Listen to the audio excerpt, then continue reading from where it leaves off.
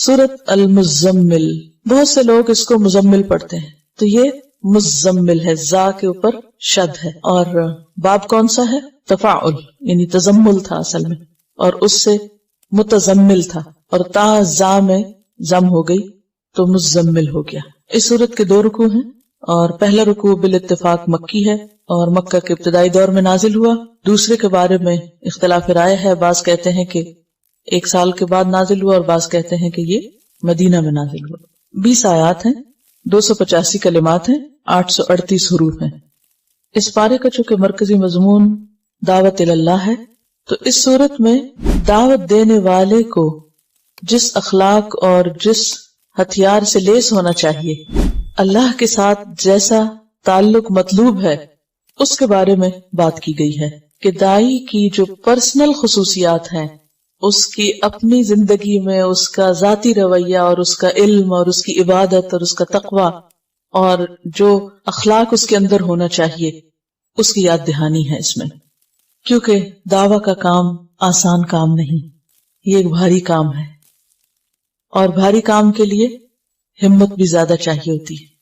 جنوں کے اندر شاید ہم سے زیادہ طاقت ہے، اس لیے انہوں نے پہلی دفعہ ہی سن کر بھرپور کام شروع کر دیا، اور غلط خیالات پر بھی بھرپور تنقید، اور بھرپور طریقے سے میسج کنوے کر کے توحید کی بھرپور دعوت۔ اسی طرح انسان خواہ جسمانی طور پر کمزوری کیوں نہ ہو، لیکن اگر اس کا ایمان مضبوط ہے، وہ اندر سے مضبوط ہے، اس کا اللہ سے تعلق مضبوط ہے، تو پھر وہ بڑے بڑے جنوں سے نمٹنا جانتا ہے، جیسا کہ اس میں فرعون کا ذکر آئے گا، اور بالکل ابتدائی دور کی صورتوں میں سے ہے سورۃ المزمل۔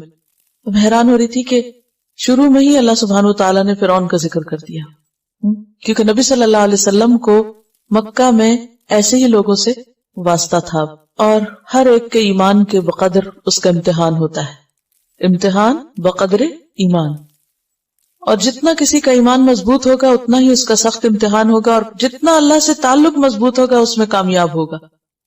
اور اس کامیابی کے لیے بے حد ضروری ہے کہ انسان کے اندر مضبوطی ہو، اور وہ مضبوطی آ نہیں سکتی جب تک انسان قرآن سے گہرا تعلق نہ رکھتا ہو، اور خاص طور پر رات کی نماز میں قرآن کی قرات کے ساتھ قیام کی عادت نہ ہو۔ یہ ایک ضروری خصوصیت اور ضروری شرط ہے جس کا ذکر یہاں ملے گا۔ یا ایھا المزمل، یا ایھا، یا کیا ہے؟ حرف ندا، اور ایھو کا معنی ہوتا ہے کون سا یا جون سا، جس، کس، یعنی ایھو کا لفظ ان معنوں میں استعمال ہوتا ہے، یا کیا کون سا کیا، اور ہاں جو ہے یہ حرف تنبیہ ہے اور فصل کے لیے آتا ہے۔ فصل کا مطلب ہوتا ہے الگ کرنا، تو حرف ندا اور منادا کے بیچ میں جبکہ منادا معرف باللام ہو، یہ بات سمجھ آ رہی میری؟ منادا معرف باللام، معرف باللام کا کیا معنی؟ کہ ال کے ساتھ شروع ہو رہا ہو، تو ان کو باہم ملانے کے لیے درمیان میں آتا ہے ایھا۔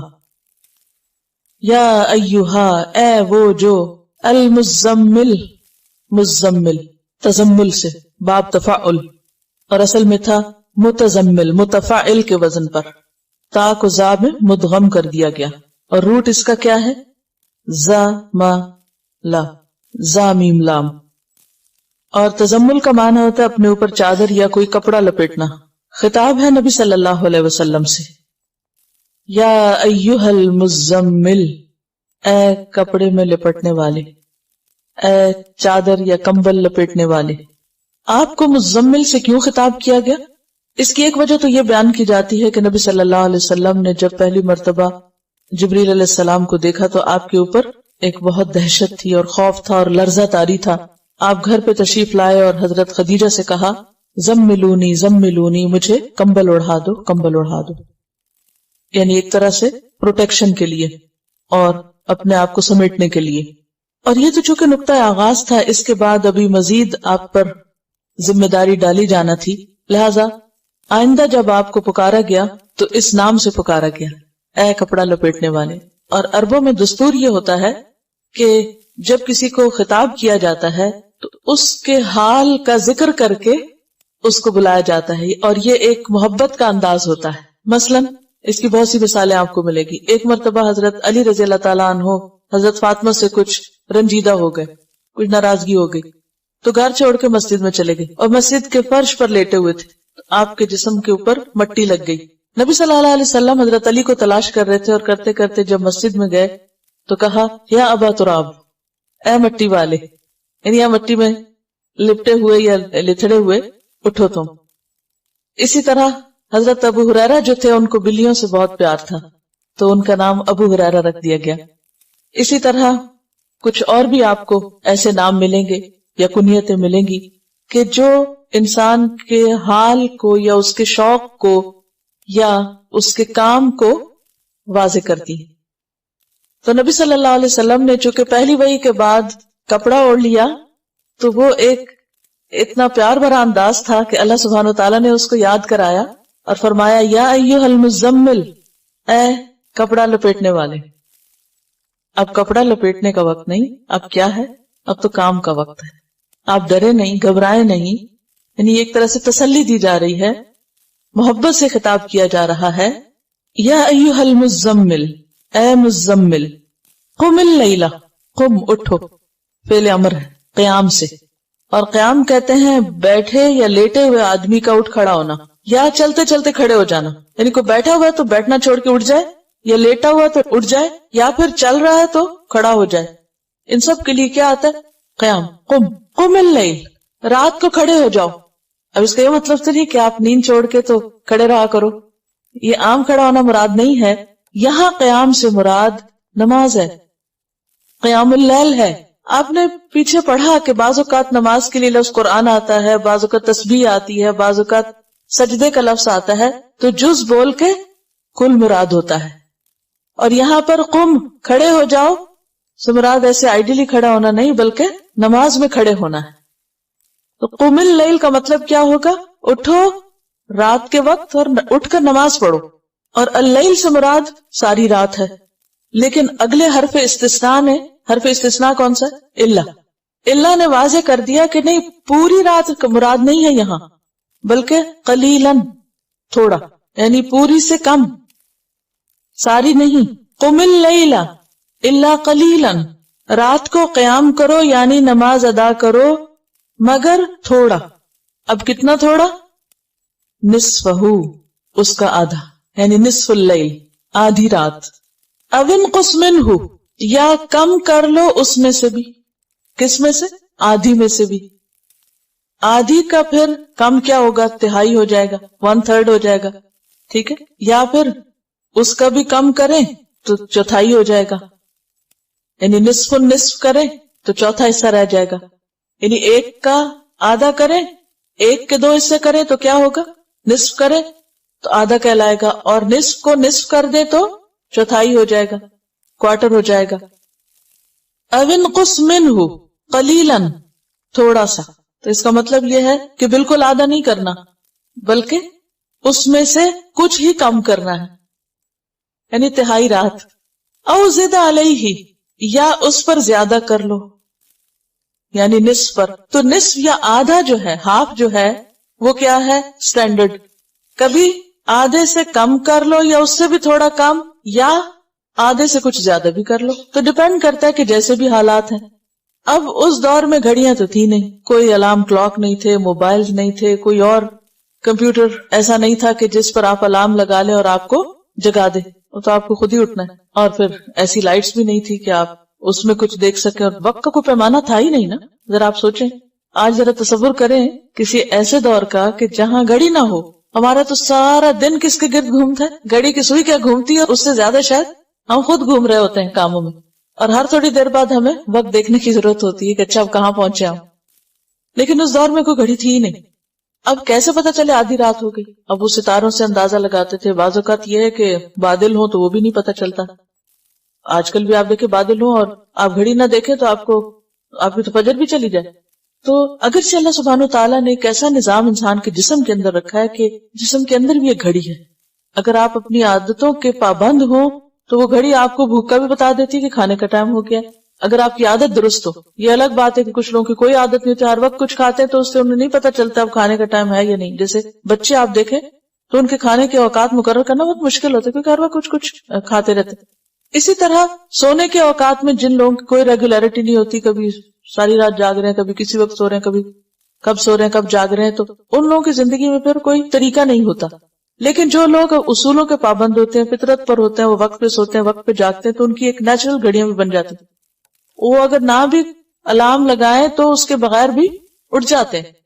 تو پہلے دور کے لوگ فطرت پر تھے، سورج غروب ہونے کے بعد کچھ ضروری کام کاج کی اور سو گئے، اور پھر ایک مخصوص ضرورت ہوتی ہے، لینتھ آف ٹائم ہوتی ہے، جب انسان کی نیند پوری ہو جاتی ہے تو وہ خود بخود اٹھ جاتا ہے. تو اس گھڑی سے کام لینا ہوگا، اور اس میں یہ ہے کہ آدھی رات، اس سے بھی کم یا تھوڑا اس سے زیادہ. اور اس قیام میں کیا کرو؟ وَرَتِّلِ الْقُرْآنَ تَرْتِيلًا، اور آہستہ آہستہ پڑھو قرآن کو ترتیل کے ساتھ. آہستہ آہستہ پڑھنا، قرآن کو ٹھہر ٹھہر کر پڑھو. ترتیل. وَرَتِّلِ الْقُرْآنَ تَرْتِيلًا، اور ترتیل کا لفظ جو ہے یہ ریت لام سے ہے، اور رتلا کا معنی ہوتا ہے کسی چیز کی خوبی، آرائش اور بھلائی. اور ترتیل کیا ہے؟ سہولت اور خوبصورتی کے ساتھ، بہترین تناسب کے ساتھ کسی کلمے کو ادا کرنا، یعنی مناسب طریقے سے اس کو پڑھنا. تو بنیادی طور پر اس میں ٹھہر ٹھہر کر پڑھنا، آہستہ آہستہ پڑھنا، اطمینان سے پڑھنا، سوچ سمجھ کے پڑھنا، ایک ایک حرف کو واضح طور پر ادا کرنا، اور حسن ادائیگی کے ساتھ، ٹھہراؤ کے ساتھ قرات کرنا شامل ہے. ابن عباس کہتے ہیں کھول کر بیان کر کے پڑھنا. ترتیل کیا ہے؟ کھول کر پڑھنا. وَرَتِّلِ الْقُرْآنَ تَرْتِيلًا، یعنی قرآن کو جلدی جلدی نہ پڑھو، بے سوچے سمجھے نہ پڑھو، بلکہ پڑھنے میں اس کا حق ادا کرو. رتل القرآن ترتیلا. ابن مسعود کہتے ہیں کہ لا تنثرہ نثر الدقل ولا تہزہ ہز الشعر قفوا عند عجائبہ وحرقوا بہ القلوب ولا یکن ہم احدکم آخر السورہ. یعنی اس کا معنی کیا ہے کہ جس طرح تم جلدی جلدی ردی کھجوریں پھینکتے جاتے ہو، ہوتا کیا ہے کہ جب وہ کھجوریں رکھی ہوتی ہیں نا تو ان کو صاف کرنا ہوتا ہے، یا آپ چاول صاف کر رہے ہوتے ہیں تو کیا کرتے ہیں؟ جلدی جلدی چن کے کیسے پھینکتے ہیں ان کو، جو پھینکنے والی چیز ہوتی ہے کو پرواہ کرتے ہیں، دھیان کرتے ہیں؟ نہیں، اٹھایا پھینکا پھینکا پھینکا. اس طرح نہیں قرآن کو پڑھو، اور نہ اس طرح کہ جیسے بال کاٹتے جاتے ہو. کبھی بال کاٹتے دیکھا کیسے کینچی چلتی؟ اگر آپ نے کبھی کسی نائی کے پاس کھڑے ہو کر کٹنگ کا عمل دیکھا ہو تو اسی سے کہتے ہیں نا زبان کینچی کی طرح چلنا. تو کینچی کی طرح جیسے زبان چلتی ہے، تو اس طرح قرآن کے لیے کینچی کی طرح زبان مت چلاؤ، بلکہ کیا کرو، جب کوئی نادر نقطہ آ جائے تو ٹھہر جاؤ اور اپنے دل کو اس سے متحرک کرو، یعنی اپنے دل کو ہلاؤ اس سے. حرکو بھی. ولا یکن، اور نہ ہو، ہم احدکم، تم میں سے کسی ایک کا غم، آخر السورہ، سورت کے آخر تک پہنچنا. یعنی تمہاری ساری فکر اس پہ نہ لگی ہوئی ہو کہ سورت کب ختم ہوگی، ختم کیوں نہیں ہوئی. یہ ترتیل کے خلاف ہے، کیونکہ جب انسان بار بار آخری حصہ دیکھتا رہتا نا تو پھر کیا ہوتا ہے، ہم سپارہ پڑھتے ہیں نا عام طور پہ، ہم سورتوں کا حساب تو نہیں کرتے نا، ہم لوگ عام طور سے سپاروں کا کرتے ہیں. تو جو لوگ مثلاً ایک سپارہ پڑھنے کے عادی ہیں تو وہ ضرور دیکھتے اچھا کتنے صفحے رہ گئے، اچھا کتنا باقی، اچھا پھر دیکھتے اچھا ٹائم تھوڑا، پھر وہ اور تیز کر دیتے اور تیز کر دیتے. تو یہ طریقہ نہیں، یہ ترتیل کے خلاف ہے یہ بات. وَرَتِّلِ الْقُرْآنَ تَرْتِيلًا، ترتیل میں آہستگی بھی ہے، ہر حرف کا حق ادا کرنا ہے. علقمہ نے ایک شخص کو اچھی آواز سے تلاوت کرتے ہوئے سنا تو اس نے کہا میرے ماں باپ اس پہ قربان، یہی ترتیل ہے. تو اس سے کیا پتہ چلتا ہے کہ آہستگی کے ساتھ آواز کی خوبصورتی بھی شامل ہونی چاہیے. حسن بصری نے ایک شخص کو دیکھا، یہ اصل میں مختلف لوگوں کو اس لیے کوٹ کر رہی ہوں کہ آپ ان کے ذہن سے سوچیں کہ وہ ترتیل کا کیا معنی لیتے ہیں. پہلے تو لغت میں آپ نے دیکھا نا، لیکن عملی طور پر لوگوں نے ترتیل کو کس طرح سمجھا ہے، کیونکہ یہ حکم ہے نا، رتل، ایسا ہی پڑھو. حسن بصری نے ایک شخص کو دیکھا کہ وہ ایک آیت پڑھ رہا ہے اور رو رہا ہے، یعنی پڑھتے ہوئے رو رہا ہے. کہا یہی ترتیل ہے، یہ دیکھو اس کو ترتیل کہتے ہیں. تو کتنی چیزیں شامل ہو گئی، آہستگی، اطمینان، ٹھہراؤ، سمجھ، خوش آوازی، کھول کے پڑھنا، اور حسن صوت اور سوز، اور اس پہ رونا بھی. رونا جب ہی آئے گا نا جب کچھ سمجھیں گے، تو جب سمجھیں گے نہیں تو رونا کہاں سے آئے گا. جلدی جلدی پڑھنے میں تو رونا نہیں آتا. بہقی کی ایک روایت میں ہے آپ نے فرمایا اے قرآن والو، قرآن کو سرہانہ نہ بناؤ. سرہانہ کیا ہوتا ہے؟ پلو، تکیہ، یعنی ٹیک لگانے کی چیز اور آرام کرنے کی، اور یعنی اس کی بے قدری نہ کرو. اور اوقات شب و روز میں اس کی تلاوت کرو، جیسا حق ہے ویسی تلاوت کرو. جیسے قرآن مجید میں بھی آتا ہے نا، الذین آتیناہم الکتاب یتلونہ حق تلاوتہ اولئک یؤمنون بہ. اور قرآن کو پھیلاؤ، خوش آوازی سے پڑھو، غور کرو تاکہ تم کو فلاح حاصل ہو. اس کی قرأت جلدی جلدی نہ کرو، اور اس کی تلاوت ثواب ہے، کیونکہ قرآن کے ہر حرف پر الگ اجر ہے. اور اگر ہم نے کوئی حرف پڑھا ہی نہیں اور اس کو کھا گئے اور اس کو اس طرح پڑھا کہ وہ پتہ ہی نہیں چلا کہ کیا پڑھا، تو اس کا اجر کہاں سے آئے گا؟ پھر اسی طرح حضرت انس رضی اللہ تعالی عنہ سے آپ کی قرأت کا طریقہ پوچھا گیا کہ نبی صلی اللہ علیہ وسلم کیسے پڑھتے تھے، تو انہوں نے کہا کہ آپ الفاظ کو کھینچ کھینچ کے پڑھتے تھے. مثلا انہوں نے بسم اللہ الرحمن الرحیم پڑھ کر بتایا کہ آپ اللہ رحمان اور رحیم کو مد کے ساتھ پڑھتے تھے. یہ بخاری کی روایت ہے. ام سلمہ رضی اللہ تعالی عنہا سے یہی سوال کیا گیا تو انہوں نے بتایا کہ حضور ایک ایک آیت الگ الگ پڑھتے اور ہر آیت پہ ٹھہر جاتے. مثلا الحمدللہ رب العالمین پڑھ کر رک جاتے، پھر الرحمن الرحیم پر ٹھہر جاتے، اس کے بعد رک کر مالک یوم الدین کہتے. یہ مسند احمد کی روایت ہے. ترمذی کی روایت ہے، ام سلمہ کہتی ہیں کہ آپ ایک ایک لفظ واضح طور پر پڑھا کرتے تھے، ایک ایک لفظ واضح طور پہ پڑھتے. پھر اسی طرح صحیح مسلم کی روایت ہے، حضرت حذیفہ کہتے ہیں کہ ایک مرتبہ رات کی نماز میں آپ کے ساتھ کھڑا ہو گیا اور آپ کی قرات کا یہ انداز دیکھا کہ جہاں تسبیح کا موقع آیا وہاں تسبیح کی، جہاں دعا کا موقع آیا دعا مانگی، جہاں اللہ کی پناہ کا موقع آیا وہاں پناہ مانگی. ہم میں سے کتنے لوگ قرآن پڑھتے ہوئے یہ کرتے ہیں؟ جب ہم تلاوت کر رہے ہوتے ہیں تو ہمیں فکر کس بات کی ہوتی؟ یعنی اپنی ذاتی تلاوت جو بھی ہم صبح میں جب بھی موقع ہو کرتے ہیں. واقعی ہمارا وہی حال ہوتا ہے کہ آخر اس سورہ کے ختم کر لیں کہ رہ نہ جائے، لیکن یہ آداب جو ہیں ان کا لحاظ نہیں رکھتے. تو جب نبی صلی اللہ علیہ وسلم پر یہ حکم نازل ہوا وَرَتِّلِ الْقُرْآنَ تَرْتِيلًا، تو آپ صلی اللہ علیہ وسلم کی تلاوت کا انداز صحابہ نے دیکھا کہ وہ صرف الفاظ اور حروف اور معنی پر ہی نہیں غور کرتے تھے بلکہ آیات کا حق کس طرح ادا کرتے. تسبیح کا ذکر آتا، جب حکم ہوتا کہ تسبیح کرو تسبیح کرتے، کوئی جہنم جنت کی بات ہوتی ہے تو اس کے مطابق دعا کرتے.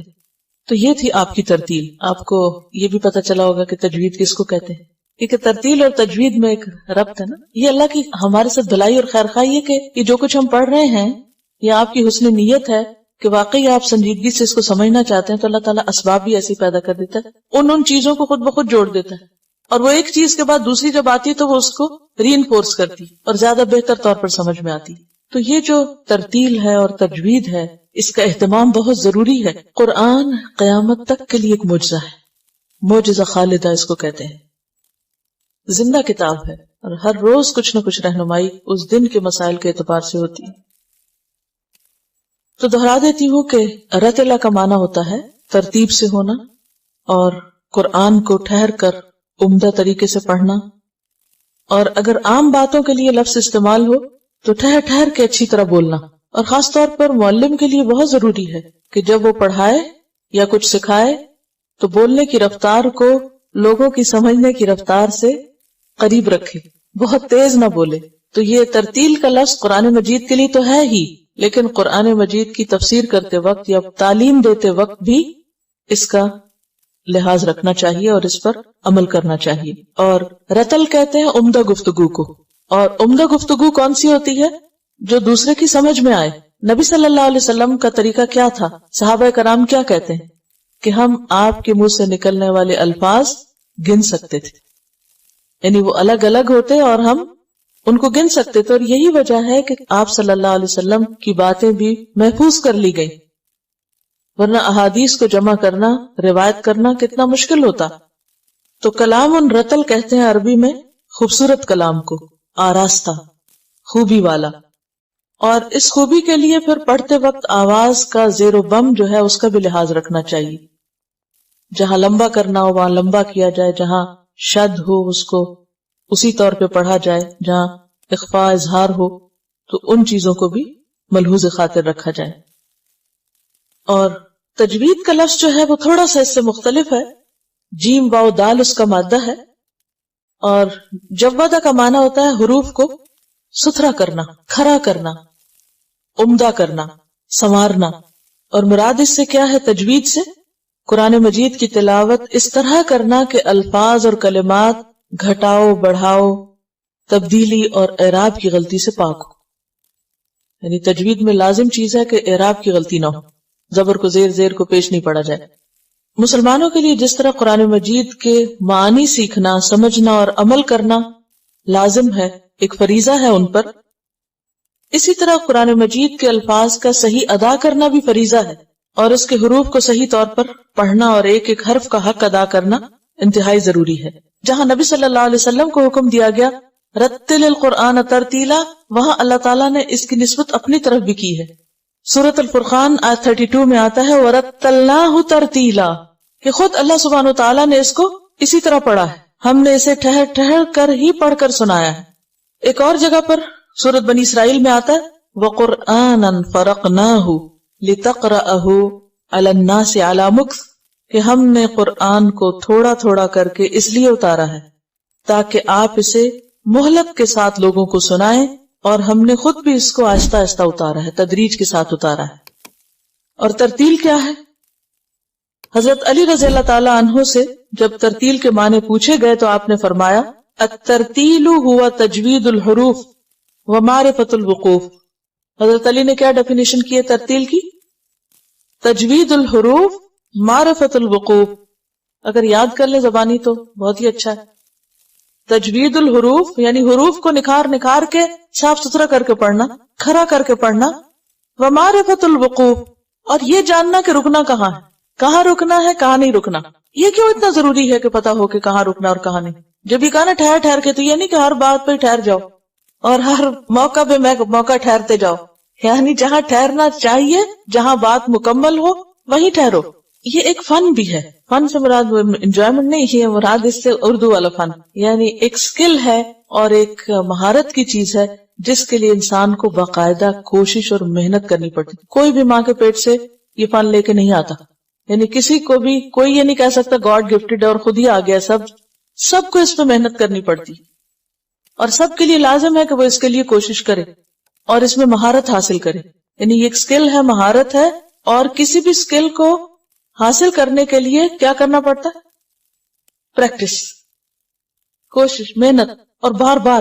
یعنی کوئی شارٹ کٹ نہیں ہے اس میں کہ کوئی کہے کہ وہ خود ہی آ جائے گا یا تمنا سے اور اچھے خیالات سے یہ چیز ہمارے اندر آ جائے گی. نہیں، اس کے لیے آپ کو ایکولی کوشش کر کے خود اپنا رول پلے کرنا پڑے گا، یعنی پارٹیسپیٹ کرنا پڑے گا. تو جو لوگ قرآن پڑھتے وقت یعنی تجوید کے وقت منہ نہیں کھولتے، یا یہ کہ ان حروف کو ادا کرنے کی ایفرٹ نہیں لگاتے، وہ نہیں سیکھ سکتے. یعنی بعض لوگ شاید تھکے ہوئے ہوتے ہیں یہ کیا، یا وہ اس کو ضروری نہیں سمجھتے. تو صرف سننا کافی نہیں ہے. جب تک آپ ادا نہیں کریں گے اور پوری قوت سے نہیں کریں گے تو آپ اس کا حق ادا نہیں کر سکتے. یہ بے حد ضروری. ہمارے عام طور پر جب ہم چونکہ غلط پڑھنے کی عادت ہو چکی ہے تو لہٰذا پڑھتے ہوئے شرم آتی، ڈر لگتا ہے. تو بجائے اس کے کہ ہم لوگوں سے ڈریں، اللہ کا ڈر ہو. اور اللہ تعالیٰ سب سے زیادہ اس آواز پہ کان لگاتا ہے کہ جو نبی کی خوبصورت انداز میں قرآن کی پڑھی ہوئی آواز، یعنی جس آواز میں قرآن پڑھا جاتا ہے. اور یہ اللہ کا کلام ہے، اور جو شخص اس کو خوبصورتی سے پڑھتا ہے اللہ تعالیٰ کے قرب کا اس کے لیے ایک ذریعہ بنتا ہے. حدیث میں آتا ہے الماہر بالقرآن مع السفرۃ الکرام البررہ، قرآن کا ماہر مہارت رکھنے والے ملائک اور انبیاء کے ساتھ ہوگا.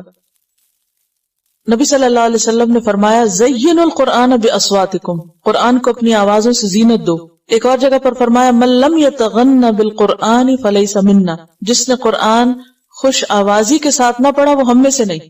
اب دیکھیں نا کہ آپ جس سے بلانگ کرتے ہیں، جس سے محبت کرتے ہیں، پھر اس کے طریقے بھی شوق سے اختیار کرتے ہیں. جس انسان کو جس کے ساتھ محبت ہو یا جس سے انٹرسٹ ہو، وہ خود بخود اس کی چیزوں اور اس کے طریقوں اور اس کے سٹائل اور اس کے ہر چیز کو شوق سے اپنائے گا، اختیار کرے گا.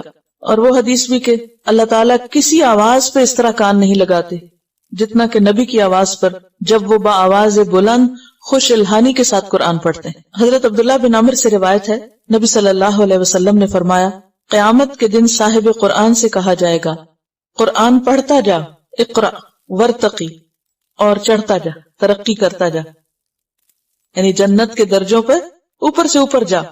ورتل، اور آہستہ آہستہ پڑھنا، کما ترتل فی الدنیا، جیسے دنیا میں آہستہ آہستہ پڑھتے تھے.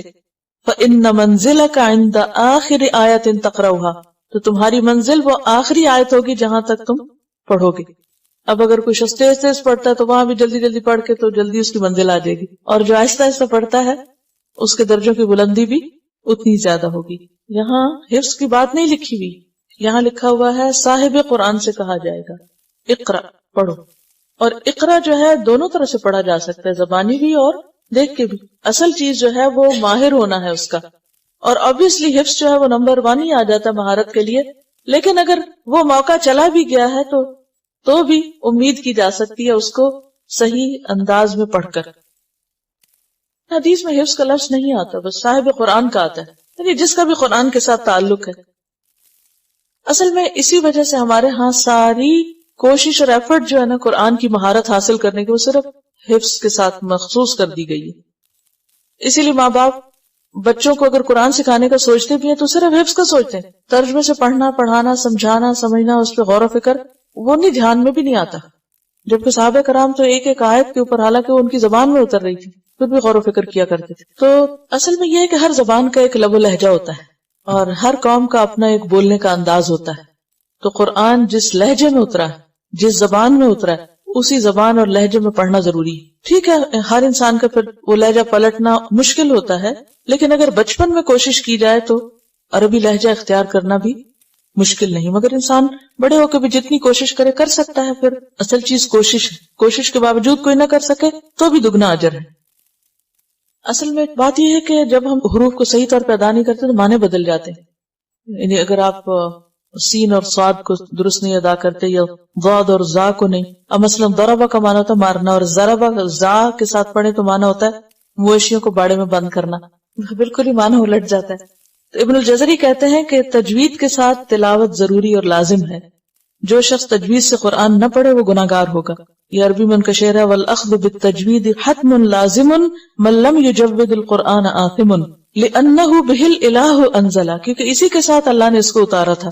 وہکذا منہ الینا وصلا، اور اسی طرح ہم تک پہنچا ہے، تو آگے بھی اسی طرح ہمیں پہنچانے کی ضرورت ہے. اور خاص طور پر اگر ہمارا انداز بہت عربی نہ بھی ہو سکے تو جو قرآن کا حق ہے اور جو اس کی ضروری اور اہم چیزیں ہیں ان کی پابندی ضروری ہے، یعنی جو فرض کے درجے میں آتی ہیں چیزیں. ایک حدیث میں آتا ہے کہ اللہ تعالیٰ محبت کرتے ہیں اس بات سے کہ قرآن کو اس طرح پڑھا جائے جس طرح یہ نازل کیا گیا.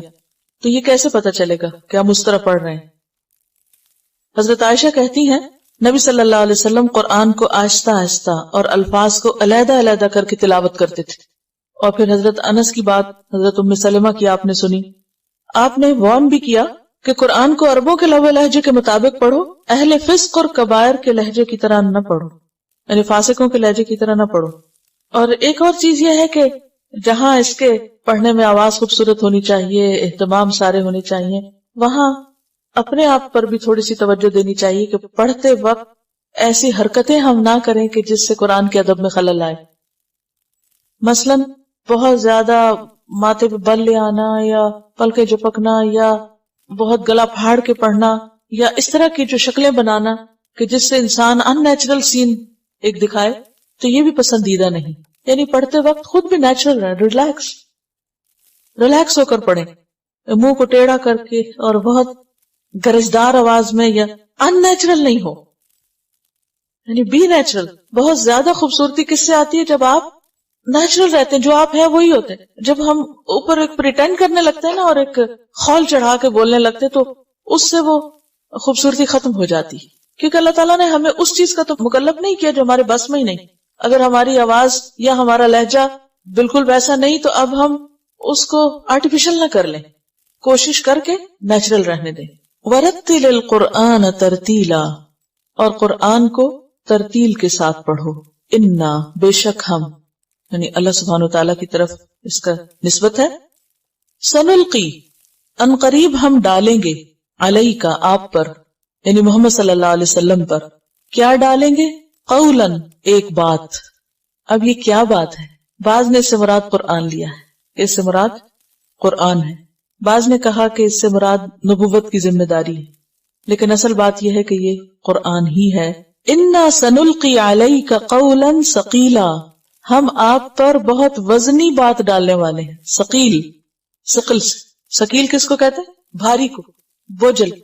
تو قرآن کو یہاں کیا کہا جا رہا ہے کہ قرآن ایک بہت وزنی چیز ہے، جس کے بارے میں آپ پڑھ بھی چکے ہیں کہ لو انزلنا هذا القرآن على جبل لرأيته خاشعا متصدعا من خشية اللہ. لیکن یہ کب ہلکا ہو جاتا ہے، آسان ہو جاتا ہے، جب انسان شوق سے اور دل لگا کر اس کو سیکھتا ہے. وَلَقَدْ يَسَّرْنَا الْقُرْآنَ لِلذِّكْرِ فَهَلْ مِن مُدَّكِرٍ. بالکل ایسے ہی کہ نماز بھاری ہے. وَإِنَّهَا لَكَبِيرَةٌ إِلَّا عَلَى الْخَاشِعِينَ. جو خاشع لوگ ہیں ان پہ نماز بھاری نہیں، وہ ان کے لیے کیا ہوگی، بہت ہلکی ہو جائے گی، کیونکہ انہیں اس میں لذت آنے لگتی ہے نا.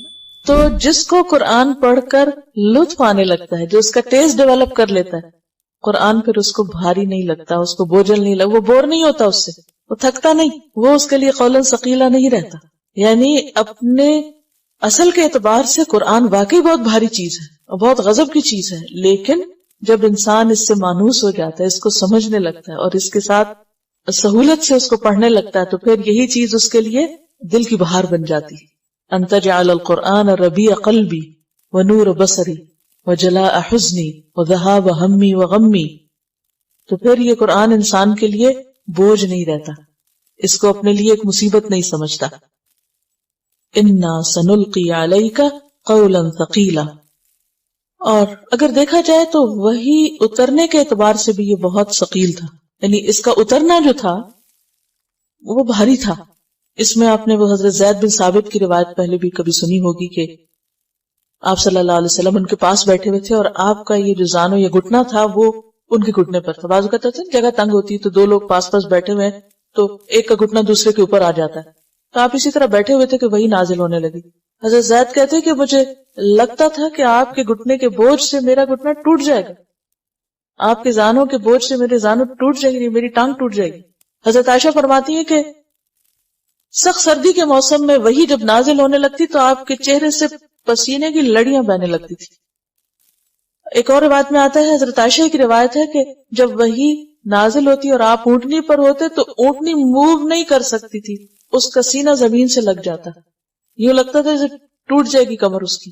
یعنی جس وقت وحی اتر رہی ہوتی تھی تو اس کا اترنا قولاً ثقیلا تھا، اس کا فزیکلی بھی اس کا بہت بوجھ ہوتا تھا، آپ کے اپنے جسم پر یعنی ایک شدید قسم کی مشقت ہوتی اور آپ کے اوپر بوجھ پڑتا تھا باقاعدہ، اور وہ بوجھ اگر کوئی اور قریب ہوتا تو اس کو بھی محسوس ہوتا تھا. انا سنلقی علیک قولا ثقیلا. ایک بہت اہم نقطہ ہے کہ ماں باپ کی بہت خواہش ہوتی ہے کہ بچے حافظ بنے، ہر ماں باپ کی ہوتی ہے ایک طرح سے، یعنی جن کو بھی ذرا دین سے محبت ہوتی ہے، اللہ سے محبت ہوتی ہے، ان کا دل چاہتا ہے کہ ان کے بچے حافظ بنے، خود چاہے کچھ نہ پڑھیں لیکن بچوں کے حفظ کا سب کو شوق ہوتا ہے. اکثر ماں باپ سے میں نے یہ سنا ہے جو بچوں کو حفظ کراتے ہیں کہ بڑا مشکل ہے، بچے ہاتھ نہیں آتے، بچے بہت زیادہ شرارتی ہو گئے ہیں یا بچے سیکھنا نہیں چاہتے. بلکہ اس دفعہ جب نگت میں درس تھا تو ایک خاتون آئی اپنے بچوں کو لے کر کہنے لگی کہ میں ان کو حفظ کرا رہی ہوں لیکن یہ بچے آگے سے ضد کرتے ہیں، کہتے ہیں آپ ہمیں کیوں مجبور کرتی ہیں، ہمارے لیے بہت بھاری ہے، بہت مشکل ہے. اور یہ حقیقت ہے کہ ہے بھاری کلام، آسان نہیں ہے. اگر آپ میں سے کوئی بھی اس ان ناشئۃ اللیل، ان بے شک ناشئۃ اللیل رات کا اٹھنا، کھڑا ہونا، نشا کا مطلب ہوتا ہے نا پیدا ہونا، یعنی پودے کا اگنا، نشو نما بھی اسی سے ہے. آپ نے کبھی بیج سے تنا کھڑے ہوتے دیکھا؟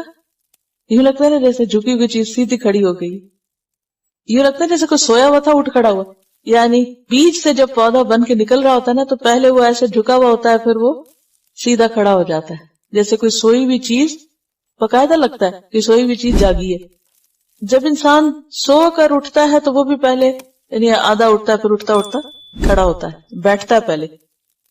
اب لیٹے ہوئے کھڑے نہیں ہو سکتے بلکہ کیا کرتے ہیں، لیٹ کے بیٹھتے پھر کھڑے ہوتے ہیں. تو یہ ہے اٹھنا. تو ناشئہ ہوتا ہے اناشئہ، عافیہ کی طرح سو کر اٹھنا، سوئے بغیر اٹھنا نہیں. کیا بیٹھے ہوئے تو بیٹھے ہوئے، وہ کیا تھا قم اللیل ہے. اور یہ کیا ہے ناشئۃ اللیل، وہاں قم اللیل یا ناشئۃ اللیل ہے. بعض لوگ کہتے ہیں نا اچھا ہم رات دیر تک جاگتے ہیں پھر تہجد پڑھ لیں، بے شک پڑھ لیں، نفل تو آپ کبھی بھی پڑھ لیں گے، مگر جو اصل تہجد ہے وہ سو کر اٹھنے والے ہیں، سو کر اٹھ کے پڑھے جاتے ہیں. تو یہاں اسی کا ذکر ہے. ناشئۃ اللیل رات کو کھڑے ہونا یعنی سونے کے بعد اٹھنا، نیند توڑنا. ہی اشد وطئا، ہی وہ یعنی یہ عمل جو ہے اشد بہت شدید ہے، اور شدید کا معنی کیا ہوتا ہے؟ قوی، مضبوط، ٹھیک ہے. سخت معنی ہے، ٹھیک ہے یہ معنی بھی، لیکن قوت کا معنی یاد رکھا کریں شدت میں، شدید میں. یہ اشد نہایت سخت ہے، بہت مضبوط ہے. وطئن نفس کو چلنے میں. وطئن کا لفظ جو ہے وطأ کا معنی ہوتا ہے کسی چیز کو پاؤں کے نیچے روندنا، اور وطئن کا معنی تکلیف، مشقت، دشواری. یعنی بہت دشوار ہے، بڑا مشکل کام ہے. ایک معنی تو یہ ہوا. اور پھر وطأ کا معنی پاؤں کے نیچے روندنا اگر ہوا تو اس سے مراد کیا ہے کہ کچلنے کے اعتبار سے. لیکن کس کو کچلنا ہے یہاں؟ اپنے آپ کو. نفس کشی کے اعتبار سے، اپنے نفس کو سیدھا کرنے کے اعتبار سے بہت مفید نسخہ ہے، کیونکہ اس وقت سارے کام نفس کے خلاف ہوتے.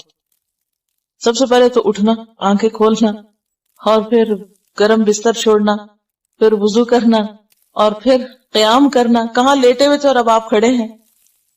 اور پھر سارے ہی سو رہے ہوں تو اس وقت اٹھنا، اور پھر قرآن بھی پڑھنا، اور پھر کھڑے ہو کر پڑھنا، اور پھر رتل القرآن ترتیلا کرنا، سمجھنا بھی اور خوبصورت آواز بھی اور صحیح پڑھنا بھی، اور پھر جہاں جیسی آیات ہیں اس کے مطابق پڑھنا. یہ واقعی نفس کی اصلاح کا بہترین نسخہ ہے، کارگر، مؤثر ترین، مجرب نسخہ ہے. اور ایک داعی کے لیے، دین کی دعوت دینے والے کے لیے ایک لازمی انگریڈینٹ، اس کی زندگی کا لازمی حصہ. اس کے بغیر کام نہیں ہو سکتا. جب آپ کا اپنا ہی اللہ سے تعلق کچا ہے، آپ لوگوں کو کہاں سے جوڑنے چلیں؟ اگر آپ خود اللہ سے مضبوط تعلق رکھتے ہیں قرآن کے ذریعے، نماز کے ذریعے، تو لوگوں کو بھی اللہ سے جوڑ لیں گے. اور اگر آپ کی اپنی زندگی میں نہیں تو پھر باتیں جو ہیں وہ ہلکی ہو جاتی ہیں، پھر اوپر رہتی. تو ان ناشئۃ اللیل ہی اشد وطئن. اور وطئن کا لفظ اگر معاطات سے ہو، یعنی با مفعلہ سے، تو اس کا معنی ہوتا ہے کان اور دل کی موافقت، یعنی جو انسان بول کے سن رہا ہو وہ دل میں بھی جا رہا ہو. تو رات کا وقت جو ہے، اور رات کو جب انسان سو کے اٹھتا ہے اور صبح فریش ہوتا ہے اگر ٹائم پر سویا ہو، اس وقت دماغ جتنا تازہ ہوتا ہے اور اس میں جو قرآن سنا جاتا ہے اور جو پڑھا جاتا ہے وہ پھر دل پر بہت اچھی طرح اترتا ہے اور نفس کی اصلاح کے لیے بہت فائدہ مند ہوتا ہے. یعنی قرآن سمجھنے کا بہترین وقت ہے اور اپنے اندر جذب کرنے کا خاص طور پر. وہ اقوام قیلا، اور زیادہ سیدھا، اقوام قائم سے، اور زیادہ سیدھا، قیلا قول کے اعتبار سے. یعنی انسان کو جب خود اچھی سمجھ آتی ہے تو پھر اسے دوسرے کو بات سمجھانا بھی آسان ہو جاتا ہے، بات میں بھی مضبوطی آتی ہے، کیونکہ کلیئر انڈرسٹینڈنگ ہوتی ہے انسان کی اپنی. اگر آپ کی اپنی انڈرسٹینڈنگ واضح ہے تو پھر جب آپ بتا رہے ہیں تو وہ بھی کیا ہوگا؟ بہت درست ہوگا. کیونکہ بتاتے ہوئے عام طور پر یہ ہوتا نا، پتہ نہیں میں ٹھیک بتا رہا ہوں یا نہیں بتا رہا، اور صحیح ہے کہ نہیں ہے. تو یہ کانفیڈنس کہاں سے ملتا ہے؟ تہجد کی نماز سے ملتا ہے. اور پھر آپ دیکھیے کہ قیلا کا لفظ جو ہے، چونکہ قیل قول کے لیے آتا ہے، بات کے لیے، تو بات میں پھر سب سے پہلے تو اس سے انسان کا اپنا بولنا بھی مراد ہے اور قرآن بھی مراد ہے، یعنی اللہ کا قول. یعنی قرآن سمجھنے میں، قرآن میں غور و فکر کے لیے بہت ہی مناسب طریقہ ہے. اور یہ حقیقت ہے، اگر آپ روز کا سبق صبح تہجد میں ترتیل کے ساتھ پڑھیں، آپ دیکھیں گے کیسے معنی سمجھ آتے ہیں. جو فریش مائنڈ ہوتا ہے نا انسان کا، ایسے ایسے اور آئیڈیاز آ رہے ہوتے ہیں کہ جو دن کے جمیلوں میں نہیں آتے. اس وقت گہرے قسم کے خیالات آتے ہیں، کیونکہ سکون ہوتا ہے نا، یکسوئی ہوتی ہے. تو تھوڑا سا انسان اپنی عادات کی اصلاح کر لے، ذرا جلدی سونے کی فکر کرے تو نیند بھی پوری ہو جاتی ہے اور اٹھنا بھی آسان ہے. ان ناشئۃ اللیل ہی اشد وطئا واقوم قیلا. اور پھر آپ دیکھیے کہ رات کے وقت جو دعائیں قبول ہوتی ہیں اور اللہ کا قرب جو نصیب ہوتا ہے، حدیث میں آتا ہے جب رات کا تیسرا حصہ رہ جاتا ہے تو ہمارا پروردگار پہلے آسمان پر اجلال فرماتا ہے اور فرماتا ہے کون ہے جو مجھ سے دعا مانگ رہا ہے کہ میں اس کی دعا قبول کر لوں، کون ہے جو مجھ سے سوال کر رہا ہے میں اس کو دوں، کون ہے جو گناہوں کی معافی چاہتا ہے میں اس کو معاف کر دوں، بخش دوں. اللہ تعالیٰ خود پکارتے ہیں، اللہ تعالیٰ متوجہ ہے آپ کی طرف. اس وقت تڑپ کر اٹھیں، ترس کر اٹھیں اور خوب مانگے. وبالاسحار ہم یستغفرون. سحری کی استغفار خاص طور پر بہترین دعا ہے. اور یہ حقیقت ہے کہ رات کو سو کے تہجد کے وقت جاگنا جو ہے یہ صرف اللہ ہی کے لیے ہو سکتا ہے، یعنی اللہ ہی کے لیے بندہ اٹھتا ہے، ورنہ کسی بھی کام کے لیے اٹھے تو اس کے لیے رات کے پچھلے پہر میں مزے کی نیند آ رہی ہوتی ہے، تو انسان کے لیے اٹھنا مشکل ہوتا ہے۔ بغوی کی ایک روایت میں آتا ہے کہ 3 آدمیوں کو دیکھ کر اللہ تعالیٰ ہنستا ہے، یعنی خوش ہوتا ہے۔ رات کو تہجد پڑھنے والا، نمبر 2 نماز کے لیے صفیں باندھنے والے یعنی درست صف کرنے والے، اور نمبر 3 میدان جنگ میں اپنی صفوں کو درست کرنے والے۔ نماز میں جو ڈسپلن ہے اور جنگ کے وقت جو ترتیب اور ڈسپلن ہے وہ اللہ کو بہت پسند ہے، اسی لیے آپ دیکھیں کہ 2 وقت کی دعا رد ہی نہیں کی جاتی، ایک جب تکبیر ہوتی ہے اور نماز کے لیے صفیں بن جاتی ہیں، اور دوسرے جو مجاہد فی سبیل اللہ صف میں کھڑے ہوتے ہیں اس وقت کی دعا رد نہیں ہوتی، یعنی اللہ تعالیٰ بندے سے بہت راضی ہوتا ہے اس وقت۔ ترمذی کی روایت میں آتا ہے سب سے زیادہ بندہ رب کا قرب رات کے آخری حصے میں حاصل کرتا ہے، بندے کو سب سے زیادہ اللہ کا قرب رات کے آخری حصے میں حاصل ہوتا ہے۔ اگر تم سے ہو سکے تو اس وقت اللہ کی یاد کرنے والوں میں سے ہو جاؤ تو ہو جاؤ، یعنی اگر یہ ہو سکے تو تم ایسا ضرور کرو۔ یہ حدیث کے الفاظ ہے، ترمذی کی روایت ہے۔ اور ایک حقیقت ہے کہ قرآن سینے میں نہیں جمتا، یاد نہیں رہتا، صحیح طور پر سمجھ نہیں آتا جب تک رات کو قیام کی حالت میں نہ پڑھا جائے، چاہے تھوڑا پڑھیں۔ ضروری نہیں کہ آپ 8 رکعت ہی پڑھیں، اگر 2 بھی پڑھ لینا 2 بھی، تو آپ قیام اللیل کے ثواب کے حقدار ہو جائیں گے، کیونکہ آغاز میں خاص طور پر انسان میں اتنا اسٹیمنا نہیں ہوتا، تو زیادہ نہ بھی کر سکے تو 2 رکعت پڑھنے والا بھی، وہ کہتے ہیں نا انگلی کٹا کے شہیدوں میں شامل ہے، تو وہ ان میں شامل ہو جائیں گے۔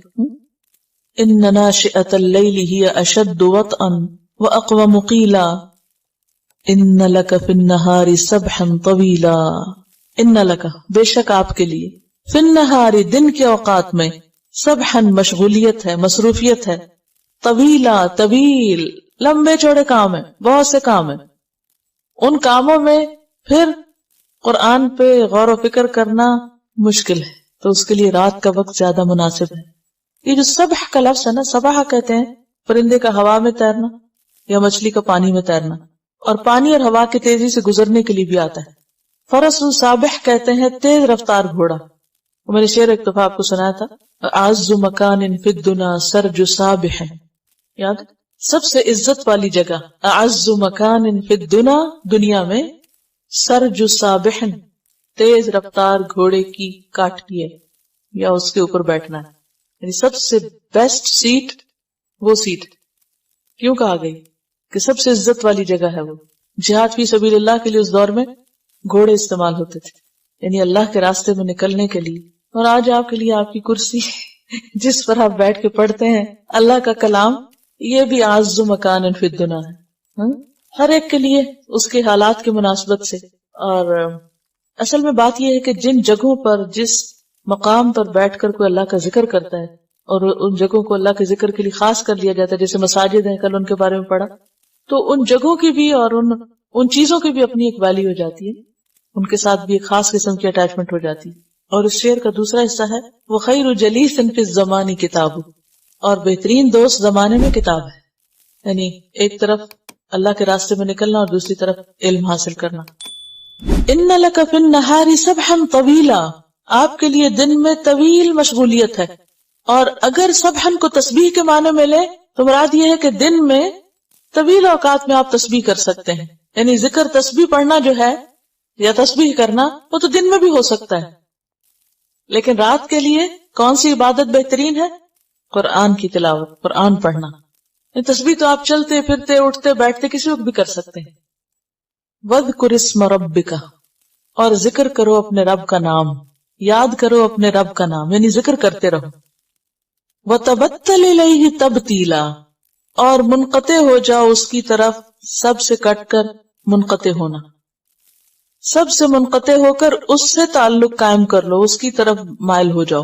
اس کا یہ مطلب نہیں کہ لوگوں سے ملنا جلنا چھوڑ دو، یہ نہیں کہا جا رہا، اس کا مطلب یہ ہے کہ جب عبادت کے لمحات ہوں، اللہ کے ذکر کا وقت ہو، تو پھر لوگوں سے اجنبی ہو جاؤ، پوری یکسوئی سے عبادت کرو، اللہ سے تعلق مخلوق کے تعلق پر غالب ہو، یعنی جب ہمارا بندوں کے ساتھ معاملہ ہو رہا ہو تو اس وقت بھی ہمارے دل میں اللہ کی یاد ہو، لیکن جب ہم اللہ کو یاد کر رہے ہوں، قرآن پڑھ رہے ہوں، تو پھر کیا کریں؟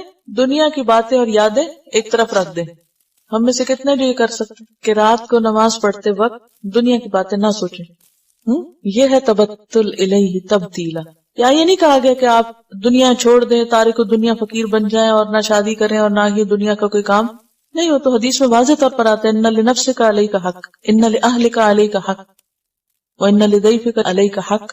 تو انسانوں سے تو میل ملاقات، ضروریات زندگی سب ہوتی رہیں گی، لیکن تبتل الیہ تبدیلا کیا ہے کہ جب اللہ کی عبادت کے لیے جیسے تہجد کی نماز میں یا اور اسی طرح جو خاص عبادات ہیں ان میں اللہ کی طرف جب متوجہ ہو، ہر چیز سے ڈیٹیچ کر لو اپنے آپ، اور اللہ کی محبت ہر محبت پر غالب آ جائے، اللہ سے تعلق ہر تعلق پر چھا جائے. اور بطالہ کا لفظ ہے نا، تبتل کا لفظ، یہ بھی باب تفاعل ہے. بطالہ کہتے ہیں کسی چیز کو کاٹ کر کسی سے جدا کرنا، کسی چیز کو کاٹ کے دوسرے سے الگ کرنا، یعنی اپنے آپ کو لوگوں سے، بندوں سے کاٹ کر، ہٹا کر الگ اللہ کی عبادت کے لیے خالص ہو جاؤ. یعنی خاص طور پہ تہجد کے وقت یہ ممکن ہے نا کہ آپ بچے، شوہر اور سب کو چھوڑ کر، کوئی ٹیلی فون نہیں اس وقت، کوئی کمپیوٹر نہیں کھلا، کچھ انٹرپشن نہیں، کیونکہ سب کو پتہ ہے لوگ سو رہے ہیں، ڈسٹربنس نہیں ہوتی. تو اس وقت کیا کریں؟ پھر جب آپ مصلی پہ کھڑے ہوں یا قرآن کھولیں، پھر ادھر ہی دھیان ہو، پھر اور باتیں چھوڑ دیں ادھر ادھر، اپنے آپ کو کاٹ کر فوکس کریں.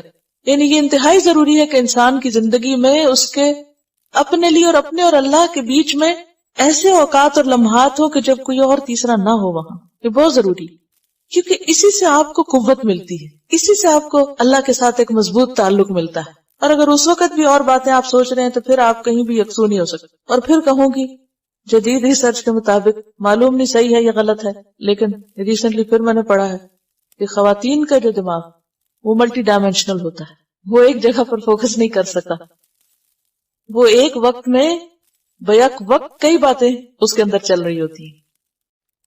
لیکن مرد جو ہے وہ ایک وقت میں جب ایک کام کرتے تو وہ اس کے اندر فوکس کرتے ہیں. ان کے لیے ڈسٹریکشن کے اتنے مسائل نہیں ہیں جتنی خواتین کو فطری اعتبار سے بھی ہے، کیونکہ وہ اس کا بھی سوچ رہے ہیں، اس کا بھی، اس کا بھی، اس کا بھی.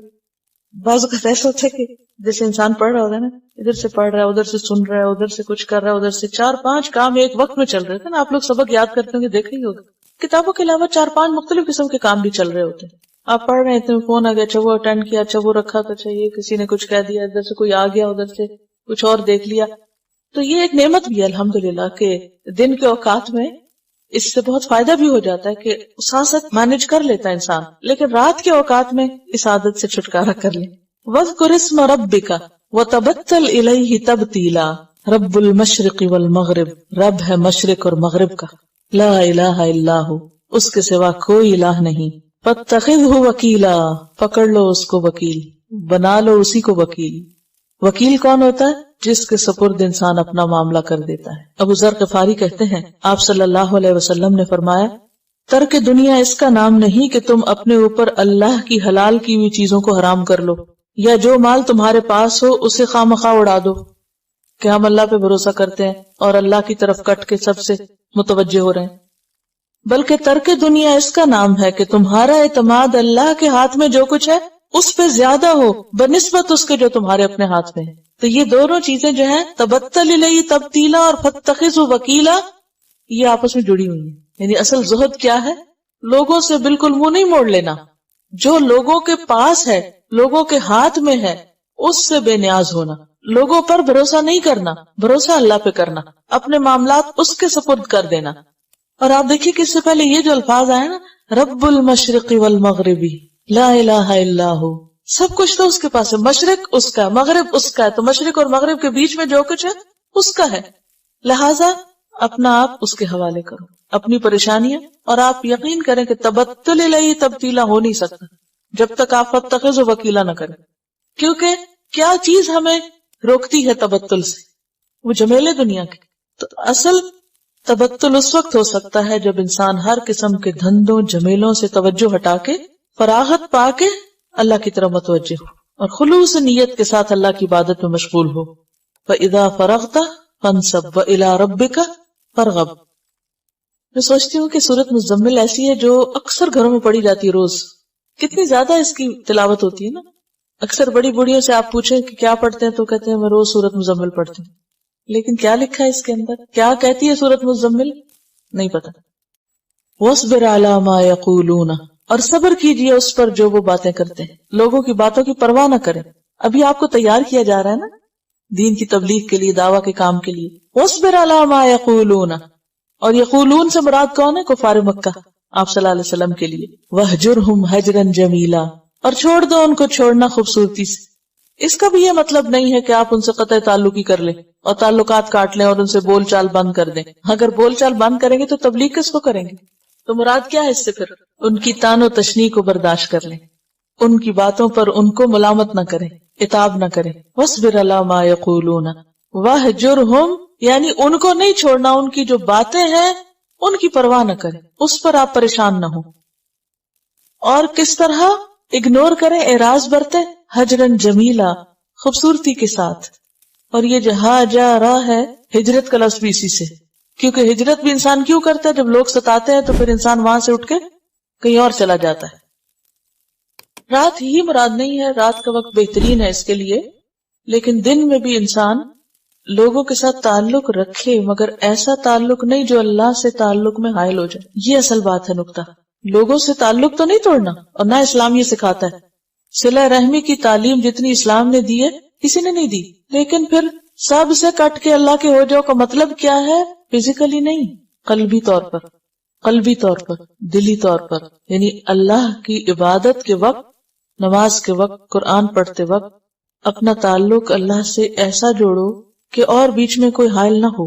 ورنہ کیا ہے، بیوی بچوں کی محبت، لوگوں کی محبت انسان کو اتنا آکیوپائڈ رکھتی ہے کہ وہ اللہ کا حق ادا کرنا بھول جاتے ہیں۔ اس سے کیا ہوتا ہے؟ ویکنس ہو جاتی ہے انسان کے ایمان میں، ایمان کمزور ہوتا ہے۔ جب ایمان کمزور ہوتا ہے پھر نیکی کا شوق نہیں رہتا، پھر تبلیغ کا کہاں رہے گا؟ جو ہی اذان ہوتی ہے آپ اجنبی ہو جاتے ہیں ہم سے، یعنی آپ اپنے گھر والوں کے ساتھ ہنسیں کھیلیں بات کریں سب کچھ کریں، لیکن جب عبادت کا وقت ہو، جب اللہ کی خاطر کچھ کرنے کا وقت ہو تو پھر ان سے اجنبی ہو جائے۔ فیول آپ کو یہیں سے ملے گا، اسٹرینتھ یہیں سے ملے گی۔ اللہ کا کام ہے، اللہ کے ساتھ تعلق ہی آپ کو طاقت دے گا، مضبوط کرے گا اندر سے۔ یہ مضبوطی اور چیزوں سے نہیں آتی جب تک آپ اس سے نہ مانگے، اس کے آگے نہ جھکے، اس کے آگے سر نہ جھکائیں۔ وَذَرْنِي، اور چھوڑ دو مجھے۔ اس کا نہیں مطلب کہ مجھ سے الگ ہو جاؤ، مراد یہ کہ مجھ پہ چھوڑ دو۔ وَالْمُكَذِّبِينَ، اور جھٹلانے والوں کو، یعنی جھٹلانے والوں کا معاملہ مجھ پہ چھوڑ دو۔ کفار مکہ کی طرف اشارہ ہے۔ اُولِي النَّعْمَةِ، جو عیش پرست ہیں۔ نعمت کہتے ہیں ہر طرح کی عیش و عشرت کو، مال و اولاد کی بہتات۔ عیش پرست اور دنیا کی ٹھاٹ میں جینے والے، اور اس وجہ سے تمہاری بات جھٹلانے والے، ان کا معاملہ مجھ پہ چھوڑ دو، ان سے میں نپٹوں گا۔ وَمَهِّلْهُمْ قَلِيلًا، اور مہلت دو ان کو تھوڑی سی۔ مہلہم کا لفظ جو ہے یہ مہلت سے، یعنی ڈھیل دینا، آہستہ آہستہ کوئی کام کرنا، آہستہ اور نرمی سے مدت بڑھاتے جانا اور جلدی نہ کرنا، یعنی ان کے معاملے میں جلدی نہ کرو۔ کیا کرو؟ انہیں تھوڑا سا چھوڑ دو، ان کو اسپیس دو، ان کو ڈھیل دو، ذرا اگنور کرو۔ یہ کیوں ضروری؟ اگر ایسا نہ کیا جاتا تو عمر بن خطاب کس طرح مسلمان ہوتے؟ دین کے دشمن تھے، ان کو ڈھیل دی گئی، مہلت دی گئی، وقت دیا گیا، سوچنے کا موقع دیا گیا، اب آہستہ آہستہ مسلمان ہو گئے۔ خالد بن ولید کو آپ دیکھیں کہ کب مسلمان ہوئے، لیکن اس کے بعد کیسی کیسی کوششیں کی۔ آپ کو یاد ہے کہ جنگ موتا میں، جنگ موتا کو سنا کبھی؟ جنگ موتا جو تھی اس میں رومیوں سے جنگ تھی، اور یہ پہلی جنگ تھی جس میں آپ صلی اللہ علیہ وسلم نے حضرت زید بن حارثہ کی زیر قیادت لشکر بھیجا تھا جو 3000 کا تھا، اور آپ نے کہا تھا کہ زید لشکر کے امیر ہوں گے، اگر وہ شہید ہو گئے تو جعفر ہوں گے، وہ شہید ہو گئے تو عبداللہ بن رواحہ ہوں گے۔ زید اور جعفر مہاجر تھے، عبداللہ بن رواحہ مدینہ والوں میں سے تھے۔ جب یہ لوگ جا کے رومیوں کے مقابلے میں کھڑے ہوتے ہیں، وہ 2 لاکھ ہیں اور یہ صرف 3000 ہیں، ذرا سوچئے۔ اور عربوں نے اس سے پہلے کبھی اتنی تعداد میں فوج دیکھی نہیں تھی، کیونکہ عرب بہت تعداد میں کم تھے، کیونکہ دور دور قبیلے، مجموعی تعداد بھی ان کی کم تھی۔ اب کیا ہوا کہ جب انہوں نے دیکھا کہ 2 لاکھ اور ہر طرف انسان ہی انسان نظر آ رہے ہیں، تو پہلے انہوں نے سوچا کہ ایسے موقع پر مقابلہ کرنے سے بہتر ہے کہ ہم واپس چلے جائیں، لیکن انہوں نے کہا کہ نہیں، اگر ہم، حضرت زید نے شاید کہا کہ جب ہم شہادت کی نیت سے آئیں، ہمارا الٹیمیٹ گول کیا ہے؟ اللہ کے راہ میں مرنا، تو پھر مشکل کیا ہے؟ ہم شہید ہو جاتے ہیں۔ بہرحال حضرت زید شہید ہوئے، حضرت جعفر شہید ہوئے، حضرت عبداللہ بن رواحہ شہید ہو گئے۔ اس کے بعد کس نے کمان سنبھالی؟ خالد بن ولید نے۔ اور پانسا پلٹ دیا، 2 لاکھ کا مقابلہ کر کے جیت کے واپس آئے. تو خالد بن ولید کو اگر مہلت نہ دی جاتی، یہ ولید بن مغیرہ کے بیٹے ہیں، تو کوئی کتنا بھی دین کا دشمن مہلت دیں اس کو، کوئی کیسی بھی خلاف باتیں کرے، کچھ بھی کرے، مہلت دیں، تھوڑی ڈھیل دیں اس کو، تھوڑا سمجھنے کا موقع دیں. یہ تو اللہ کا کام ہے، کوئی پتہ نہیں کل اللہ اس کو دین میں شامل کر دے اور وہی آپ کے لیے وہ کام کر دے جو آپ خود نہ کر سکیں. تو اسلام کو ہمیشہ کامیابی ہوئی ہے نئے بلڈ کے شامل ہونے سے، اور نیا بلڈ اسلام میں شامل ہوتا ہے برداشت سے، حوصلے سے، اعراض سے. وَذَرْنِي وَالْمُكَذِّبِينَ أُولِي النَّعْمَةِ وَمَهِّلْهُمْ قَلِيلًا. اور ادھر سے اللہ تعالیٰ خود ان کو خوب دھمکیاں دے رہے ہیں، تم باز نہ آئے تو دیکھنا میں تمہارے ساتھ کیا کرتا ہوں. ان لدینا انکالا وجحیما، ان بے شک لدینا ہمارے پاس انکالن بیڑیاں ہیں. انکال کس کی جمع ہے؟ نکلن کی. نکل کہتے ہیں جانور کی بیڑی کو. جانور کی بیڑی دیکھی کبھی؟ کوئی بھینس کے پاؤں میں دیکھی ہوگی نا، یا اور بھی جانوروں کو جو پٹا ڈالتے ہیں تو اس کو بھی نکل کہتے ہیں، یا پھر سخت قید یا آہنی لگام جو ہوتی ہے. تو ہمارے پاس لوہے کی بیڑیاں ہیں. وہ جہیم اور بھڑکتی آگ ہے. وہ طعامن اور کھانا ہے، ذا غصۃ گلے میں اٹکنے والا. غصہ جو ہے عربی لفظ ہے، لیکن غین صاد کا معنی ہوتا ہے کھانے یا پانی کا گلے میں پھندا لگنا، کھانے کا گلے میں اٹک جانا اور نگل نہ سکنا. تو یہ کیا ہے؟ طعامن ذا غصۃ. یہ کس کی طرف اشارہ ہے؟ زقوم، غسلین، ٹھیک ہے. وعذابا الیما، اور عذاب دردناک، جیسے سورۃ لقمان میں بھی آتا نا، نمتعہم قلیلا ثم نضطرہم الی عذاب غلیظ یوم ترجف الارض. یہ ہوگا کب؟ جب زمین خوب کانپے گی، شدید قسم کا کانپے گی. والجبال، اور پہاڑ. وکانت الجبال، اور ہو جائیں گے پہاڑ. کثیبا مہیلا، ریت بھربھری. بڑے بڑے پہاڑ ریت کے بھربھرے ٹیلے بن جائیں گے. کثیب کہتے ہیں ریت کا لمبا چوڑا ٹیلا، ایسا ٹیلا جو ہوا کے جھونکے یا ٹھوکر لگنے سے پانی کی طرح بہنے لگے. اور مہیل کہتے ہیں پیروں کے نیچے سے نکلنے والی ریت. کبھی آپ نے باریک ریت دیکھی؟ کبھی آپ کسی ڈیزرٹ کے ایریا میں گئے ہوں یا کسی سینڈ ڈیون پر گئے ہوں تو آپ نے دیکھا ہوگا کہ آپ پاؤں رکھے تو صحیح تو وہ ریت کہاں تک جاتی ہے؟ وہ بھر کے نیچے جا رہی ہوتی ہے. یا ہوا چلتی ہے تو کس طرح اس میں وہ لہریں بن رہی ہوتی ہیں. اب سوچئے کہ پہاڑ، یعنی پہاڑوں پہ اگر برف پڑی ہوئی اور اسکیئنگ کرنی ہو تو اگر وہ برف بھربھری ہے اور اس پر لوگ جائیں تو گریں گے، تو پہلے اس کو گراتے ہیں تاکہ لوگ اس کے اوپر پھر کھیل سکیں. تو اسی طرح پہاڑ جو ہیں وہ ریت کے ٹیلے بن جائیں گے، اور ایسے ٹیلے کہ بس ہاتھ لگاؤ تو نیچے آ پڑے.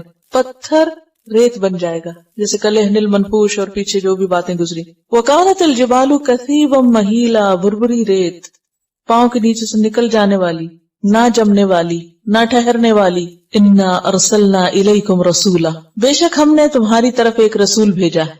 کس کی طرف؟ اہل مکہ کی طرف.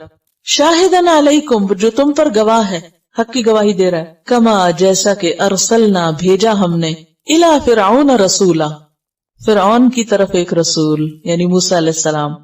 اہل مکہ کو کس سے تشبیہ دی جا رہی ہے؟ فرعون سے. اور ایسے فرعونوں کا مقابلہ کرنے کے لیے کیا ضروری ہے؟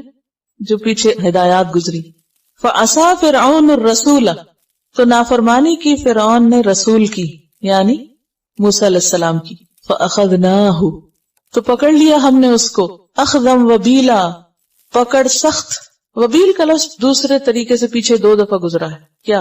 وبال اور وابل. ٹھیک ہے. اب روٹ سیکھنے کا یہی فائدہ ہوا آپ کو کہ آپ نے ملتے جلتے الفاظ پہچان لیے. وابل وہ بارش ہوتی ہے جس کے موٹے موٹے قطرے ہوں، موسلادھار بارش. وَإِن لَّمْ يُصِبْهُ وَابِلٌ فَطَلٌ، پڑھ چکے نا. اور وبال امرہم، تو وبل کہتے ہیں سخت ناخوشگوار کو، اور وبیل کہتے ہیں سخت اور دشوار کام، ناگوار کام، بہت بھاری. فعصا فرعون الرسول فاخذناہ اخذا وبیلا فکیف تتقون، تم کس طرح بچ سکو گے اے اہل مکہ. ان کفرتم، اگر تم نے کفر کیا. یوم اس دن یجعل الولدان شیبا، جو بنا دے گا بچوں کو بوڑھا، جو بچوں کو بوڑھا کر دے گا. سوچتی ہوں جب بھی فرعون کا ذکر آتا ہے نا تو حضرت آسیہ کا کردار، کوئی عورتوں کے پاس بہانہ رہ ہی نہیں جاتا. کوئی عورت یہ نہیں کہہ سکتی میرا ہسبینڈ بہت سخت ہے اور میں تو دین پہ نہیں چل سکتی. حضرت آسیہ سے بڑھ کر کسی عورت کا امتحان نہ ہوگا شاید. کیونکہ آپ دیکھیے کہ ابتدائی دور کی صورتیں، اور میں آج صبح جب اس کو سن رہی تھی سورت کو تو میں کہا ہے یہاں بھی فرعون کا ذکر ہے اور موسیٰ علیہ السلام کا ذکر ہے، اور کیونکہ اہل مکہ کے حالات اور تکبر اور سختی جو تھی وہ بہت ریزمبل کرتی تھی فرعون کی سختی سے، اور کس طرح اس نے حضرت آسیہ کو ستایا تھا. فَكَيْفَ تَتَّقُونَ إِن كَفَرْتُمْ يَوْمًا يَجْعَلُ الْوِلْدَانَ شِيبًا. سورۃ المزمل، بہت سے لوگ اس کو مزمل پڑھتے ہیں، تو یہ مزمل ہے، زا کے اوپر شد ہے، اور باب کون سا ہے؟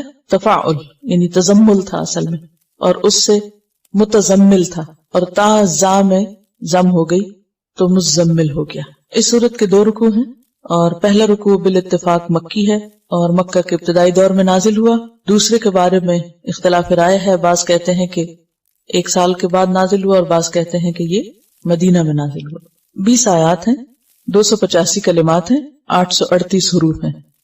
اس پارے کا چونکہ مرکزی مضمون دعوت اللہ ہے، تو اس صورت میں دعوت دینے والے کو جس اخلاق اور جس ہتھیار سے لیس ہونا چاہیے، اللہ کے ساتھ جیسا تعلق مطلوب ہے، اس کے بارے میں بات کی گئی ہے کہ داعی کی جو پرسنل خصوصیات ہیں، اس کی اپنی زندگی میں اس کا ذاتی رویہ اور اس کا علم اور اس کی عبادت اور اس کا تقوی اور جو اخلاق اس کے اندر ہونا چاہیے، اس کی یاد دہانی ہے اس میں. کیونکہ دعویٰ کا کام آسان کام نہیں، یہ ایک بھاری کام ہے، اور بھاری کام کے لیے ہمت بھی زیادہ چاہیے ہوتی ہے. جنوں کے اندر شاید ہم سے زیادہ طاقت ہے، اس لیے انہوں نے پہلی دفعہ ہی سن کر بھرپور کام شروع کر دیا، اور غلط خیالات پر بھی بھرپور تنقید اور بھرپور طریقے سے میسج کنوے کر کے توحید کی بھرپور دعوت. اسی طرح انسان خواہ جسمانی طور پر کمزوری کیوں نہ ہو، لیکن اگر اس کا ایمان مضبوط ہے، وہ اندر سے مضبوط ہے، اس کا اللہ سے تعلق مضبوط ہے، تو پھر وہ بڑے بڑے جنوں سے نمٹنا جانتا ہے، جیسا کہ اس میں فرعون کا ذکر آئے گا. اور بالکل ابتدائی دور کی صورتوں میں سے ہے سورۃ المزمل. اب حیران ہو رہی تھی کہ شروع میں ہی اللہ سبحانہ وتعالیٰ نے فرعون کا ذکر کر دیا، کیونکہ نبی صلی اللہ علیہ وسلم کو مکہ میں ایسے ہی لوگوں سے واسطہ تھا، اور ہر ایک کے ایمان کے بقدر اس کا امتحان ہوتا ہے. امتحان بقدر ایمان، اور جتنا کسی کا ایمان مضبوط ہوگا اتنا ہی اس کا سخت امتحان ہوگا، اور جتنا اللہ سے تعلق مضبوط ہوگا اس میں کامیاب ہوگا. اور اس کامیابی کے لیے بے حد ضروری ہے کہ انسان کے اندر مضبوطی ہو، اور وہ مضبوطی آ نہیں سکتی جب تک انسان قرآن سے گہرا تعلق نہ رکھتا ہو، اور خاص طور پر رات کی نماز میں قرآن کی قرات کے ساتھ قیام کی عادت نہ ہو. یہ ایک ضروری خصوصیت اور ضروری شرط ہے جس کا ذکر یہاں ملے گا. یا ایھا المزمل، یا ایھا، یا کیا ہے؟ حرف ندا، اور ایو کا معنی ہوتا ہے کون سا یا جون سا، جس، کس، یعنی ایو کا لفظ ان معنوں میں استعمال ہوتا ہے، یا کیا کون سا کیا. اور ہاں جو ہے یہ حرف تنبیہ ہے اور فصل کے لیے آتا ہے. فصل کا مطلب ہے الگ کرنا. تو حرف ندا اور منادا کے بیچ میں جبکہ منادا معرف باللام ہو، یہ بات سمجھ آ رہی میری؟ منادا معرف باللام، معرف باللام کا کیا معنی؟ کہ ال کے ساتھ شروع ہو رہا ہو، تو ان کو باہم ملانے کے لیے درمیان میں آتا ہے ایھا. یا ایھا، اے وہ جو، المزمل، مزمل تزمل سے، باب تفاعل، اور اصل میں تھا متزمل، متفاعل کے وزن پر، تا کو زا میں مدغم کر دیا گیا، اور روٹ اس کا کیا ہے؟ زا ما لا، زا میم لام. اور تزمل کا معنی ہوتا ہے اپنے اوپر چادر یا کوئی کپڑا لپیٹنا. خطاب ہے نبی صلی اللہ علیہ وسلم سے، یا ایھا المزمل، اے کپڑے میں لپٹنے والے، اے چادر یا کمبل لپیٹنے والے. آپ کو مزمل سے کیوں خطاب کیا گیا؟ اس کی ایک وجہ تو یہ بیان کی جاتی ہے کہ نبی صلی اللہ علیہ وسلم نے جب پہلی مرتبہ جبریل علیہ السلام کو دیکھا تو آپ کے اوپر ایک بہت دہشت تھی اور خوف تھا اور لرزہ طاری تھا. آپ گھر پہ تشریف لائے اور حضرت خدیجہ سے کہا، زملونی زملونی، مجھے کمبل اڑھا دو، کمبل اڑھا دو، یعنی ایک طرح سے پروٹیکشن کے لیے اور اپنے آپ کو سمیٹنے کے لیے. اور یہ تو چونکہ نقطہ آغاز تھا، اس کے بعد ابھی مزید آپ پر ذمہ داری ڈالی جانا تھی، لہذا آئندہ جب آپ کو پکارا گیا تو اس نام سے پکارا گیا، اے کپڑا لپیٹنے والے. اور عربوں میں دستور یہ ہوتا ہے کہ جب کسی کو خطاب کیا جاتا ہے تو اس کے حال کا ذکر کر کے اس کو بلایا جاتا ہے، اور یہ ایک محبت کا انداز ہوتا ہے. مثلاً اس کی بہت سی مثالیں آپ کو ملے گی. ایک مرتبہ حضرت علی رضی اللہ تعالیٰ عنہ حضرت فاطمہ سے کچھ رنجیدہ ہو گئے، کچھ ناراضگی ہو گئی، تو گھر چھوڑ کے مسجد میں چلے گئے اور مسجد کے فرش پر لیٹے ہوئے تھے. آپ کے جسم کے اوپر مٹی لگ گئی. نبی صلی اللہ علیہ وسلم حضرت علی کو تلاش کر رہے تھے، اور کرتے کرتے جب مسجد میں گئے تو کہا یا ابا تراب، اے مٹی والے، یعنی یا مٹی میں لپٹے ہوئے یا لتھڑے ہوئے اٹھو تم. اسی طرح حضرت ابو ہریرہ جو تھے ان کو بلیوں سے بہت پیار تھا تو ان کا نام ابو ہریرہ رکھ دیا گیا. اسی طرح کچھ اور بھی آپ کو ایسے نام ملیں گے یا کنیتیں ملیں گی کہ جو انسان کے حال کو یا اس کے شوق کو یا اس کے کام کو واضح کرتی ہے. تو نبی صلی اللہ علیہ وسلم نے چونکہ پہلی وحی کے بعد کپڑا اوڑھ لیا تو وہ ایک اتنا پیار بھرا انداز تھا کہ اللہ سبحانہ و تعالیٰ نے اس کو یاد کرایا اور فرمایا یا ایھا المزمل، اے کپڑا لپیٹنے والے. اب کپڑا لپیٹنے کا وقت نہیں، اب کیا ہے؟ اب تو کام کا وقت ہے. آپ ڈرے نہیں، گھبرائے نہیں، یعنی ایک طرح سے تسلی دی جا رہی ہے، محبت سے خطاب کیا جا رہا ہے. یا ایھا المزمل، اے مزمل، قم اللیلہ، قم اٹھو، فعل امر ہے قیام سے. اور قیام کہتے ہیں بیٹھے یا لیٹے ہوئے آدمی کا اٹھ کھڑا ہونا، یا چلتے چلتے کھڑے ہو جانا. یعنی کوئی بیٹھا ہوا ہے تو بیٹھنا چھوڑ کے اٹھ جائے، یا لیٹا ہوا تو اٹھ جائے، یا پھر چل رہا ہے تو کھڑا ہو جائے. ان سب کے لیے کیا آتا ہے؟ قیام. قم اللیل، رات کو کھڑے ہو جاؤ. اب اس کا یہ مطلب تو نہیں کہ آپ نیند چھوڑ کے تو کھڑے رہا کرو، یہ عام کھڑا ہونا مراد نہیں ہے. یہاں قیام سے مراد نماز ہے، قیام اللیل ہے. آپ نے پیچھے پڑھا کہ بعض اوقات نماز کے لیے لفظ قرآن آتا ہے، بعض اوقات تسبیح آتی ہے، بعض اوقات سجدے کا لفظ آتا ہے، تو جز بول کے کل مراد ہوتا ہے. اور یہاں پر قم، کھڑے ہو جاؤ سے مراد ایسے آئیڈیلی کھڑا ہونا نہیں بلکہ نماز میں کھڑے ہونا ہے. تو قم اللیل کا مطلب کیا ہوگا؟ اٹھو رات کے وقت اور اٹھ کر نماز پڑھو. اور اللیل سے مراد ساری رات ہے. لیکن اگلے حرف استثناء نے، حرف استثناء کون سا؟ اللہ نے واضح کر دیا کہ نہیں، پوری رات کا مراد نہیں ہے یہاں، بلکہ قلیلاً، تھوڑا، یعنی پوری سے کم، ساری نہیں. قم اللیل الا قلیلاً، رات کو قیام کرو یعنی نماز ادا کرو مگر تھوڑا. اب کتنا تھوڑا؟ نصفہ، اس کا آدھا، یعنی نصف اللیل، آدھی رات. او انقص منہ، یا کم کر لو اس میں سے بھی. کس میں سے؟ آدھی میں سے بھی. آدھی کا پھر کم کیا ہوگا؟ تہائی ہو جائے گا، 1/3 ہو جائے گا، ٹھیک ہے. یا پھر اس کا بھی کم کریں تو چوتھائی ہو جائے گا، یعنی نصف النصف کریں تو چوتھا حصہ رہ جائے گا. یعنی ایک کا آدھا کریں، ایک کے 2 حصے کریں تو کیا ہوگا؟ نصف کریں تو آدھا کہلائے گا، اور نصف کو نصف کر دے تو چوتھائی ہو جائے گا، کوارٹر ہو جائے گا. او انقص منہ قلیلاً، تھوڑا سا. تو اس کا مطلب یہ ہے کہ بالکل آدھا نہیں کرنا بلکہ اس میں سے کچھ ہی کم کرنا ہے، یعنی تہائی رات. او زد علیہ، یا اس پر زیادہ کر لو، یعنی نصف پر. تو نصف یا آدھا جو ہے، ہاف جو ہے، وہ کیا ہے؟ سٹینڈرڈ. کبھی آدھے سے کم کر لو یا اس سے بھی تھوڑا کم، یا آدھے سے کچھ زیادہ بھی کر لو. تو ڈیپینڈ کرتا ہے کہ جیسے بھی حالات ہیں. اب اس دور میں گھڑیاں تو تھی نہیں، کوئی الارم کلاک نہیں تھے، موبائل نہیں تھے، کوئی اور کمپیوٹر ایسا نہیں تھا کہ جس پر آپ الارم لگا لیں اور آپ کو جگا دے، تو آپ کو خود ہی اٹھنا ہے. اور پھر ایسی لائٹس بھی نہیں تھی کہ آپ اس میں کچھ دیکھ سکیں، اور وقت کا کوئی پیمانہ تھا ہی نہیں نا. ذرا آپ سوچیں، آج ذرا تصور کریں کسی ایسے دور کا کہ جہاں گھڑی نہ ہو. ہمارا تو سارا دن کس کے گرد گھومتا ہے؟ گھڑی کی سوئی کیا گھومتی ہے، اور اس سے زیادہ شاید ہم خود گھوم رہے ہوتے ہیں کاموں میں. اور ہر تھوڑی دیر بعد ہمیں وقت دیکھنے کی ضرورت ہوتی ہے کہ اچھا اب کہاں پہنچے ہم. لیکن اس دور میں کوئی گھڑی تھی ہی نہیں. اب کیسے پتا چلے آدھی رات ہو گئی؟ اب وہ ستاروں سے اندازہ لگاتے تھے. بعض اوقات یہ ہے کہ بادل ہوں تو وہ بھی نہیں پتا چلتا. آج کل بھی آپ دیکھیں بادل ہوں اور آپ گھڑی نہ دیکھیں تو آپ کی تو فجر بھی چلی جائے. تو اگرچہ اللہ سبحانہ تعالیٰ نے ایک ایسا نظام انسان کے جسم کے اندر رکھا ہے کہ جسم کے اندر بھی ایک گھڑی ہے. اگر آپ اپنی عادتوں کے پابند ہوں تو وہ گھڑی آپ کو بھوک کا بھی بتا دیتی ہے کہ کھانے کا ٹائم ہو گیا. اگر آپ کی عادت درست ہو. یہ الگ بات ہے کہ کچھ لوگوں کی کوئی عادت نہیں ہوتی, ہر وقت کچھ کھاتے ہیں تو اس سے انہیں نہیں پتا چلتا اب کھانے کا ٹائم ہے یا نہیں. جیسے بچے آپ دیکھیں تو ان کے کھانے کے اوقات مقرر کرنا بہت مشکل ہوتا ہے کیونکہ ہر وقت کچھ کچھ کھاتے رہتے. اسی طرح سونے کے اوقات میں جن لوگوں کی کوئی ریگولیرٹی نہیں ہوتی, کبھی ساری رات جاگ رہے ہیں, کبھی کسی وقت سو رہے ہیں, کبھی کب سو رہے ہیں کب جاگ رہے ہیں, تو ان لوگوں کی زندگی میں پھر کوئی طریقہ نہیں ہوتا.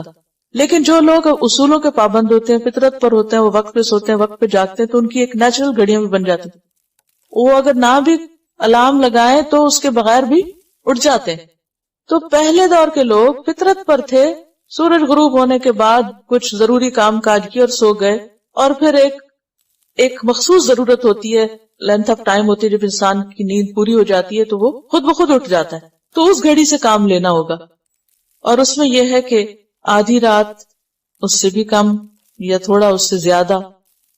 اور اس قیام میں کیا کرو, وَرَتِّلِ الْقُرْآنَ تَرْتِيلًا, اور آہستہ آہستہ پڑھو قرآن کو ترتیل کے ساتھ. آہستہ آہستہ پڑھنا, قرآن کو ٹھہر ٹھہر کر پڑھو, ترتیل. وَرَتِّلِ الْقُرْآنَ تَرْتِيلًا, اور ترتیل کا لفظ جو ہے یہ ریت لام سے ہے, اور رتلا کا معنی ہوتا ہے کسی چیز کی خوبی, آرائش اور بھلائی. اور ترتیل کیا ہے, سہولت اور خوبصورتی کے ساتھ, بہترین تناسب کے ساتھ کسی کلمے کو ادا کرنا, یعنی مناسب طریقے سے اس کو پڑھنا. تو بنیادی طور پر اس میں ٹھہر ٹھہر کر پڑھنا, آہستہ آہستہ پڑھنا, اطمینان سے پڑھنا, سوچ سمجھ کے پڑھنا, ایک ایک حرف کو واضح طور پر ادا کرنا, اور حسن ادائیگی کے ساتھ, ٹھہراؤ کے ساتھ قرات کرنا شامل ہے. ابن عباس کہتے ہیں کھول کر بیان کر کے پڑھنا. ترتیل کیا ہے, کھول کر پڑھنا. وَرَتِّلِ الْقُرْآنَ تَرْتِيلًا, یعنی قرآن کو جلدی جلدی نہ پڑھو, بے سوچے سمجھے نہ پڑھو, بلکہ پڑھنے میں اس کا حق ادا کرو. رَتِّلِ الْقُرْآنَ تَرْتِيلًا. ابن مسعود کہتے ہیں کہ لا تنثرہ نثر الدقل ولا تہزہ ہز الشعر قفوا عند عجائبہ وحرقوا به القلوب ولا یکن ہم احدکم آخر السورہ. یعنی اس کا معنی کیا ہے کہ جس طرح تم جلدی جلدی ردی کھجوریں پھینکتے جاتے ہو, ہوتا کیا ہے کہ جب وہ کھجوریں رکھی ہوتی ہیں نا تو ان کو صاف کرنا ہوتا ہے, یا آپ چاول صاف کر رہے ہوتے ہیں تو کیا کرتے ہیں, جلدی جلدی چن کے کیسے پھینکتے ہیں ان کو, جو پھینکنے والی چیز ہوتی ہے کو پرواہ کرتے ہیں, دھیان کرتے ہیں نہیں, اٹھایا پھینکا پھینکا پھینکا. اس طرح نہیں قرآن کو پڑھو, اور نہ اس طرح کہ جیسے بال کاٹتے جاتے ہو. کبھی بال کاٹتے دیکھے کیسے کینچی چلتی, اگر آپ نے کبھی کسی نائی کے پاس کھڑے ہو کر کٹنگ کا عمل دیکھا ہو تو اسی سے کہتے ہیں نا زبان کینچی کی طرح چلنا. تو کینچی کی طرح جیسے زبان چلتی ہے, تو اس طرح قرآن کے لیے کینچی کی طرح زبان مت چلاؤ, بلکہ کیا کرو, جب کوئی نادر نقطہ آ جائے تو ٹھہر جاؤ اور اپنے دل کو اس سے متحرک کرو, یعنی اپنے دل کو ہلاؤ اس سے. حرکو بھی ولا یکن, اور نہ ہو, ہم احدکم, تم میں سے کسی ایک کا غم, آخر السورہ, سورت کے آخر تک پہنچنا. یعنی تمہاری ساری فکر اس پہ نہ لگی ہوئی ہو کہ سورت کب ختم ہوگی, ختم کیوں نہیں ہوئی. یہ ترتیل کے خلاف ہے, کیونکہ جب انسان بار بار آخری حصہ دیکھتا رہتا نا تو پھر کیا ہوتا ہے, ہم سپارہ پڑھتے ہیں نا عام طور پہ, ہم سورتوں کا حساب تو نہیں کرتے نا, ہم لوگ عام طور سپاروں کا کرتے ہیں. تو جو لوگ مثلاً ایک سپارہ پڑھنے کے عادی ہیں تو وہ ضرور دیکھتے اچھا کتنے صفحے رہ گئے, اچھا کتنا باقی, اچھا پھر دیکھتے اچھا ٹائم تھوڑا, پھر وہ اور تیز کر دیتے ہیں اور تیز کر دیتے ہیں. تو یہ طریقہ نہیں, یہ ترتیل کے خلاف ہے یہ بات. وَرَتِّلِ الْقُرْآنَ تَرْتِيلًا, ترتیل میں آہستگی بھی ہے, ہر حرف کا حق ادا کرنا ہے. علقمہ نے ایک شخص کو اچھی آواز سے تلاوت کرتے ہوئے سنا تو اس نے کہا میرے ماں باپ اس پہ قربان, یہی ترتیل ہے. تو اس سے کیا پتا چلتا ہے کہ آہستگی کے ساتھ آواز کی خوبصورتی بھی شامل ہونی چاہیے. حسن بصری نے ایک شخص کو دیکھا, یہ اصل میں مختلف لوگوں کو اس لیے کوٹ کر رہی ہوں کہ آپ ان کے ذہن سے سوچیں کہ وہ ترتیل کا کیا معنی لیتے ہیں. پہلے تو لغت میں آپ نے دیکھا نا, لیکن عملی طور پر لوگوں نے ترتیل کو کس طرح سمجھا ہے, کیونکہ یہ حکم ہے نا, رتل, ایسا ہی پڑھو. حسن بصری نے ایک شخص کو دیکھا کہ وہ ایک آیت پڑھ رہا ہے اور رو رہا ہے, یعنی پڑھتے ہوئے رو رہا ہے. کہا یہی ترتیل ہے, یہ دیکھو اس کو ترتیل کہتے ہیں. تو کتنی چیزیں شامل ہو گئی, آہستگی, اطمینان, ٹھہراؤ, سمجھ, خوش آوازی, کھول کے پڑھنا, اور حسن صوت اور سوز, اور اس پہ رونا بھی. رونا جب ہی آئے گا نا جب کچھ سمجھیں گے, تو جب سمجھیں گے نہیں تو رونا کہاں سے آئے گا. جلدی جلدی پڑھنے میں تو رونا نہیں آتا. بہقی کی ایک روایت میں ہے آپ نے فرمایا اے قرآن والو قرآن کو سرہانہ نہ بناؤ. سرہانہ کیا ہوتا ہے؟ پلو، تکیہ، یعنی ٹیک لگانے کی چیز اور آرام کرنے کی، اور یعنی اس کی بے قدری نہ کرو، اور اوقات شب و روز میں اس کی تلاوت کرو، جیسا حق ہے ویسی تلاوت کرو. جیسے قرآن مجید میں بھی آتا ہے نا الذین آتیناہم الکتاب یتلونہ حق تلاوتہ اولئک یؤمنون بہ. اور قرآن کو پھیلاؤ، خوش آوازی سے پڑھو، غور کرو تاکہ تم کو فلاح حاصل ہو. اس کی قرأت جلدی جلدی نہ کرو، اور اس کی تلاوت ثواب ہے، کیونکہ قرآن کے ہر حرف پر الگ اجر ہے. اور اگر ہم نے کوئی حرف پڑھا ہی نہیں اور اس کو کھا گئے اور اس کو اس طرح پڑھا کہ وہ پتہ ہی نہیں چلا کہ کیا پڑھا، تو اس کا اجر کہاں سے آئے گا؟ پھر اسی طرح حضرت انس رضی اللہ تعالیٰ عنہ سے آپ کی قرأت کا طریقہ پوچھا گیا کہ نبی صلی اللہ علیہ وسلم کیسے پڑھتے تھے، تو انہوں نے کہا کہ آپ الفاظ کو کھینچ کھینچ کے پڑھتے تھے. مثلاً انہوں نے بسم اللہ الرحمن الرحیم پڑھ کر بتایا کہ آپ اللہ رحمان اور رحیم کو مد کے ساتھ پڑھتے تھے. یہ بخاری کی روایت ہے. ام سلمہ رضی اللہ تعالیٰ عنہا سے یہی سوال کیا گیا تو انہوں نے بتایا کہ حضور ایک ایک آیت الگ الگ پڑھتے اور ہر آیت پہ ٹھہر جاتے. مثلاً الحمدللہ رب العالمین پڑھ کر رک جاتے، پھر الرحمن الرحیم پر ٹھہر جاتے، اس کے بعد رک کر مالک یوم الدین کہتے.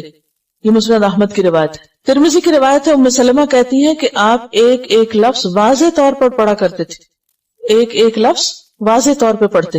پھر اسی طرح صحیح مسلم کی روایت ہے حضرت حذیفہ کہتے ہیں کہ ایک مرتبہ رات کی نماز میں آپ کے ساتھ کھڑا ہو گیا اور آپ کی قرات کا یہ انداز دیکھا کہ جہاں تسبیح کا موقع آیا وہاں تسبیح کی، جہاں دعا کا موقع آیا دعا مانگی، جہاں اللہ کی پناہ کا موقع آیا وہاں پناہ مانگی. ہم میں سے کتنے لوگ قرآن پڑھتے ہوئے یہ کرتے ہیں؟ جب ہم تلاوت کر رہے ہوتے ہیں تو ہمیں فکر کس بات کی ہوتی ہے؟ یعنی اپنی ذاتی تلاوت جو بھی ہم صبح میں جب بھی موقع ہو کرتے ہیں. واقعی ہمارا وہی حال ہوتا ہے کہ آخر اس سورہ کے ختم کر لیں کہیں رہ نہ جائے، لیکن یہ آداب جو ہیں ان کا لحاظ نہیں رکھتے. تو جب نبی صلی اللہ علیہ وسلم پر یہ حکم نازل ہوا وَرَتِّلِ الْقُرْآنَ تَرْتِيلًا، تو آپ صلی اللہ علیہ وسلم کی تلاوت کا انداز صحابہ نے دیکھا کہ وہ صرف الفاظ اور حروف اور معنی پر ہی نہیں غور کرتے تھے بلکہ آیات کا حق کس طرح ادا کرتے. تسبیح کا ذکر آتا، جب حکم ہوتا کہ تسبیح کرو تسبیح کرتے، کوئی جہنم جنت کی بات ہوتی ہے تو اس کے مطابق دعا کرتے. تو یہ تھی آپ کی ترتیل. آپ کو یہ بھی پتہ چلا ہوگا کہ تجوید کس کو کہتے ہیں، کیونکہ ترتیل اور تجوید میں ایک ربط ہے نا. یہ اللہ کی ہمارے ساتھ بھلائی اور خیر خواہی ہے کہ یہ جو کچھ ہم پڑھ رہے ہیں یہ آپ کی حسن نیت ہے کہ واقعی آپ سنجیدگی سے اس کو سمجھنا چاہتے ہیں، تو اللہ تعالیٰ اسباب بھی ایسی پیدا کر دیتا ہے، ان چیزوں کو خود بخود جوڑ دیتا ہے، اور وہ ایک چیز کے بعد دوسری جب آتی ہے تو وہ اس کو ری انفورس کرتی اور زیادہ بہتر طور پر سمجھ میں آتی. تو یہ جو ترتیل ہے اور تجوید ہے اس کا اہتمام بہت ضروری ہے. قرآن قیامت تک کے لیے ایک معجزہ ہے، معجزہ خالدہ اس کو کہتے ہیں. زندہ کتاب ہے اور ہر روز کچھ نہ کچھ رہنمائی اس دن کے مسائل کے اعتبار سے ہوتی ہے. تو دہرا دیتی ہوں کہ رتلا کا معنی ہوتا ہے ترتیب سے ہونا، اور قرآن کو ٹھہر کر عمدہ طریقے سے پڑھنا، اور اگر عام باتوں کے لیے لفظ استعمال ہو تو ٹھہر ٹھہر کے اچھی طرح بولنا. اور خاص طور پر معلم کے لیے بہت ضروری ہے کہ جب وہ پڑھائے یا کچھ سکھائے تو بولنے کی رفتار کو لوگوں کی سمجھنے کی رفتار سے قریب رکھے، بہت تیز نہ بولے. تو یہ ترتیل کا لفظ قرآن مجید کے لیے تو ہے ہی، لیکن قرآن مجید کی تفسیر کرتے وقت یا تعلیم دیتے وقت بھی اس کا لحاظ رکھنا چاہیے اور اس پر عمل کرنا چاہیے. اور رتل کہتے ہیں عمدہ گفتگو کو. اور عمدہ گفتگو کون سی ہوتی ہے؟ جو دوسرے کی سمجھ میں آئے. نبی صلی اللہ علیہ وسلم کا طریقہ کیا تھا؟ صحابہ کرام کیا کہتے ہیں کہ ہم آپ کے منہ سے نکلنے والے الفاظ گن سکتے تھے، یعنی وہ الگ الگ ہوتے اور ہم ان کو گن سکتے تھے. اور یہی وجہ ہے کہ آپ صلی اللہ علیہ وسلم کی باتیں بھی محفوظ کر لی گئی، ورنہ احادیث کو جمع کرنا، روایت کرنا کتنا مشکل ہوتا. تو کلام ان رتل کہتے ہیں عربی میں خوبصورت کلام کو، آراستہ، خوبی والا. اور اس خوبی کے لیے پھر پڑھتے وقت آواز کا زیر و بم جو ہے اس کا بھی لحاظ رکھنا چاہیے. جہاں لمبا کرنا ہو وہاں لمبا کیا جائے، جہاں شد ہو اس کو اسی طور پہ پڑھا جائے، جہاں اخفاء اظہار ہو تو ان چیزوں کو بھی ملحوظ خاطر رکھا جائے. اور تجوید کا لفظ جو ہے وہ تھوڑا سا اس سے مختلف ہے. جیم واو دال اس کا مادہ ہے، اور جودہ کا معنی ہوتا ہے حروف کو ستھرا کرنا، کھرا کرنا، عمدہ کرنا، سنوارنا. اور مراد اس سے کیا ہے؟ تجوید سے قرآن مجید کی تلاوت اس طرح کرنا کہ الفاظ اور کلمات گھٹاؤ، بڑھاؤ، تبدیلی اور اعراب کی غلطی سے پاک ہو. یعنی تجوید میں لازم چیز ہے کہ اعراب کی غلطی نہ ہو، زبر کو زیر کو پیش نہیں پڑا جائے. مسلمانوں کے لیے جس طرح قرآن مجید کے معنی سیکھنا، سمجھنا اور عمل کرنا لازم ہے، ایک فریضہ ہے ان پر، اسی طرح قرآن مجید کے الفاظ کا صحیح ادا کرنا بھی فریضہ ہے، اور اس کے حروف کو صحیح طور پر پڑھنا اور ایک ایک حرف کا حق ادا کرنا انتہائی ضروری ہے. جہاں نبی صلی اللہ علیہ وسلم کو حکم دیا گیا رتل القرآن ترتیلا، وہاں اللہ تعالیٰ نے اس کی نسبت اپنی طرف بھی کی ہے. سورۃ الفرقان آیت 32 میں آتا ہے وَرَتَّلْنَاهُ تَرْتِيلًا، کہ خود اللہ سبحانہ وتعالیٰ نے اس کو اسی طرح پڑھا ہے، ہم نے اسے ٹھہر ٹھہر کر ہی پڑھ کر سنایا ہے. ایک اور جگہ پر سورۃ بنی اسرائیل میں آتا ہے وَقُرْآنًا فَرَقْنَاهُ لِتَقْرَأَهُ عَلَى النَّاسِ عَلَى مُكْثٍ، کہ ہم نے قرآن کو تھوڑا تھوڑا کر کے اس لیے اتارا ہے تاکہ آپ اسے مہلت کے ساتھ لوگوں کو سنائیں، اور ہم نے خود بھی اس کو آہستہ آہستہ اتارا ہے، تدریج کے ساتھ اتارا ہے. اور ترتیل کیا ہے؟ حضرت علی رضی اللہ تعالیٰ عنہ سے جب ترتیل کے معنی پوچھے گئے تو آپ نے فرمایا الترتیل هو تجوید الحروف ومعرفت الوقوف. حضرت علی نے کیا ڈیفینیشن کی ہے ترتیل کی؟ تجوید الحروف، معرفت الوقوف.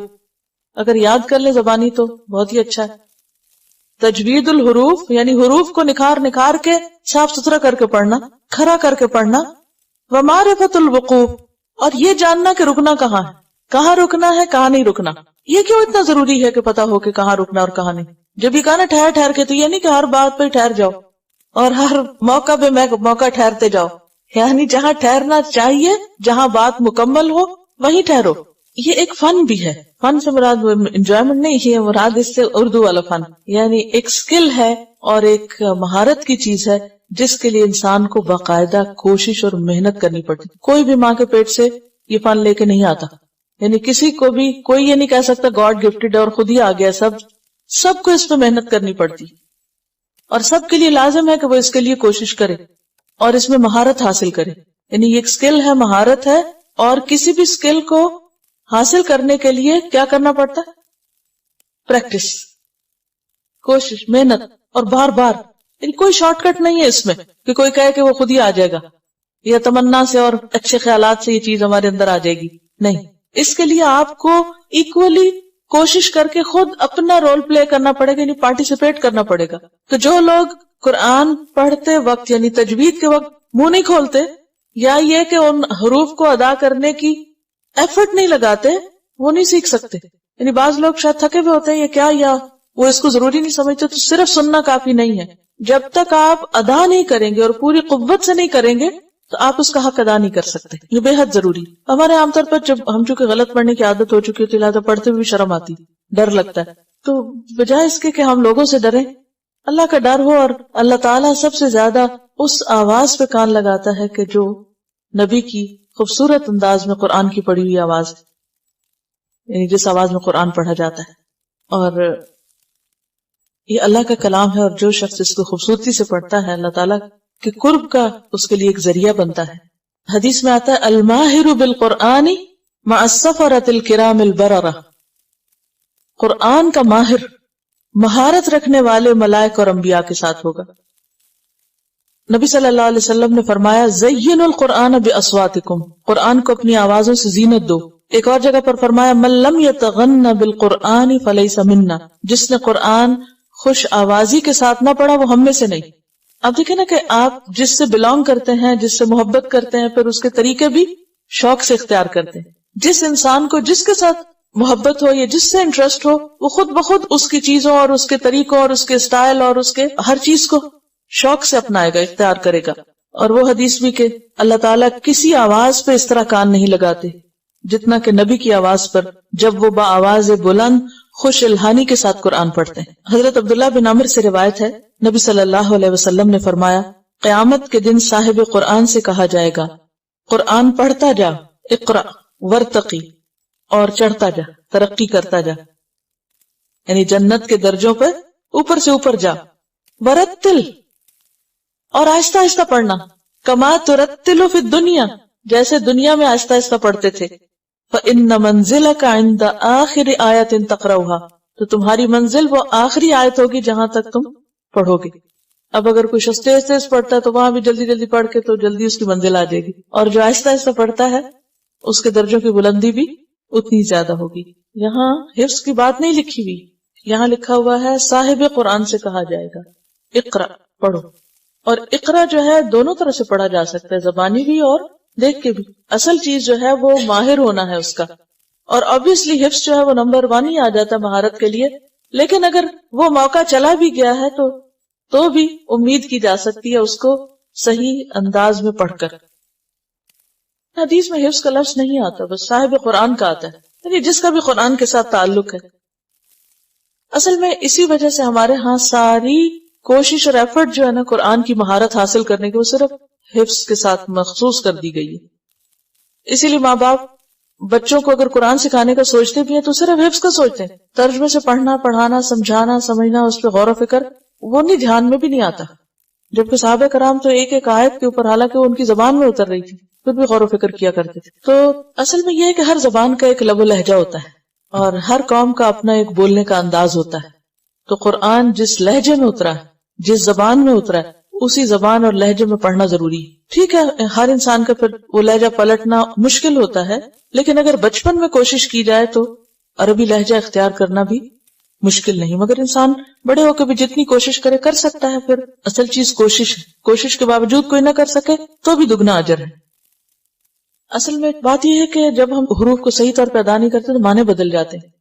یعنی اگر آپ سین اور صاد کو درست نہیں ادا کرتے، یا ضاد اور زا کو نہیں. اب مثلا ضربہ کا معنی ہوتا ہے مارنا، اور ضربہ زا کے ساتھ پڑھے تو معنی ہوتا ہے مویشیوں کو باڑے میں بند کرنا.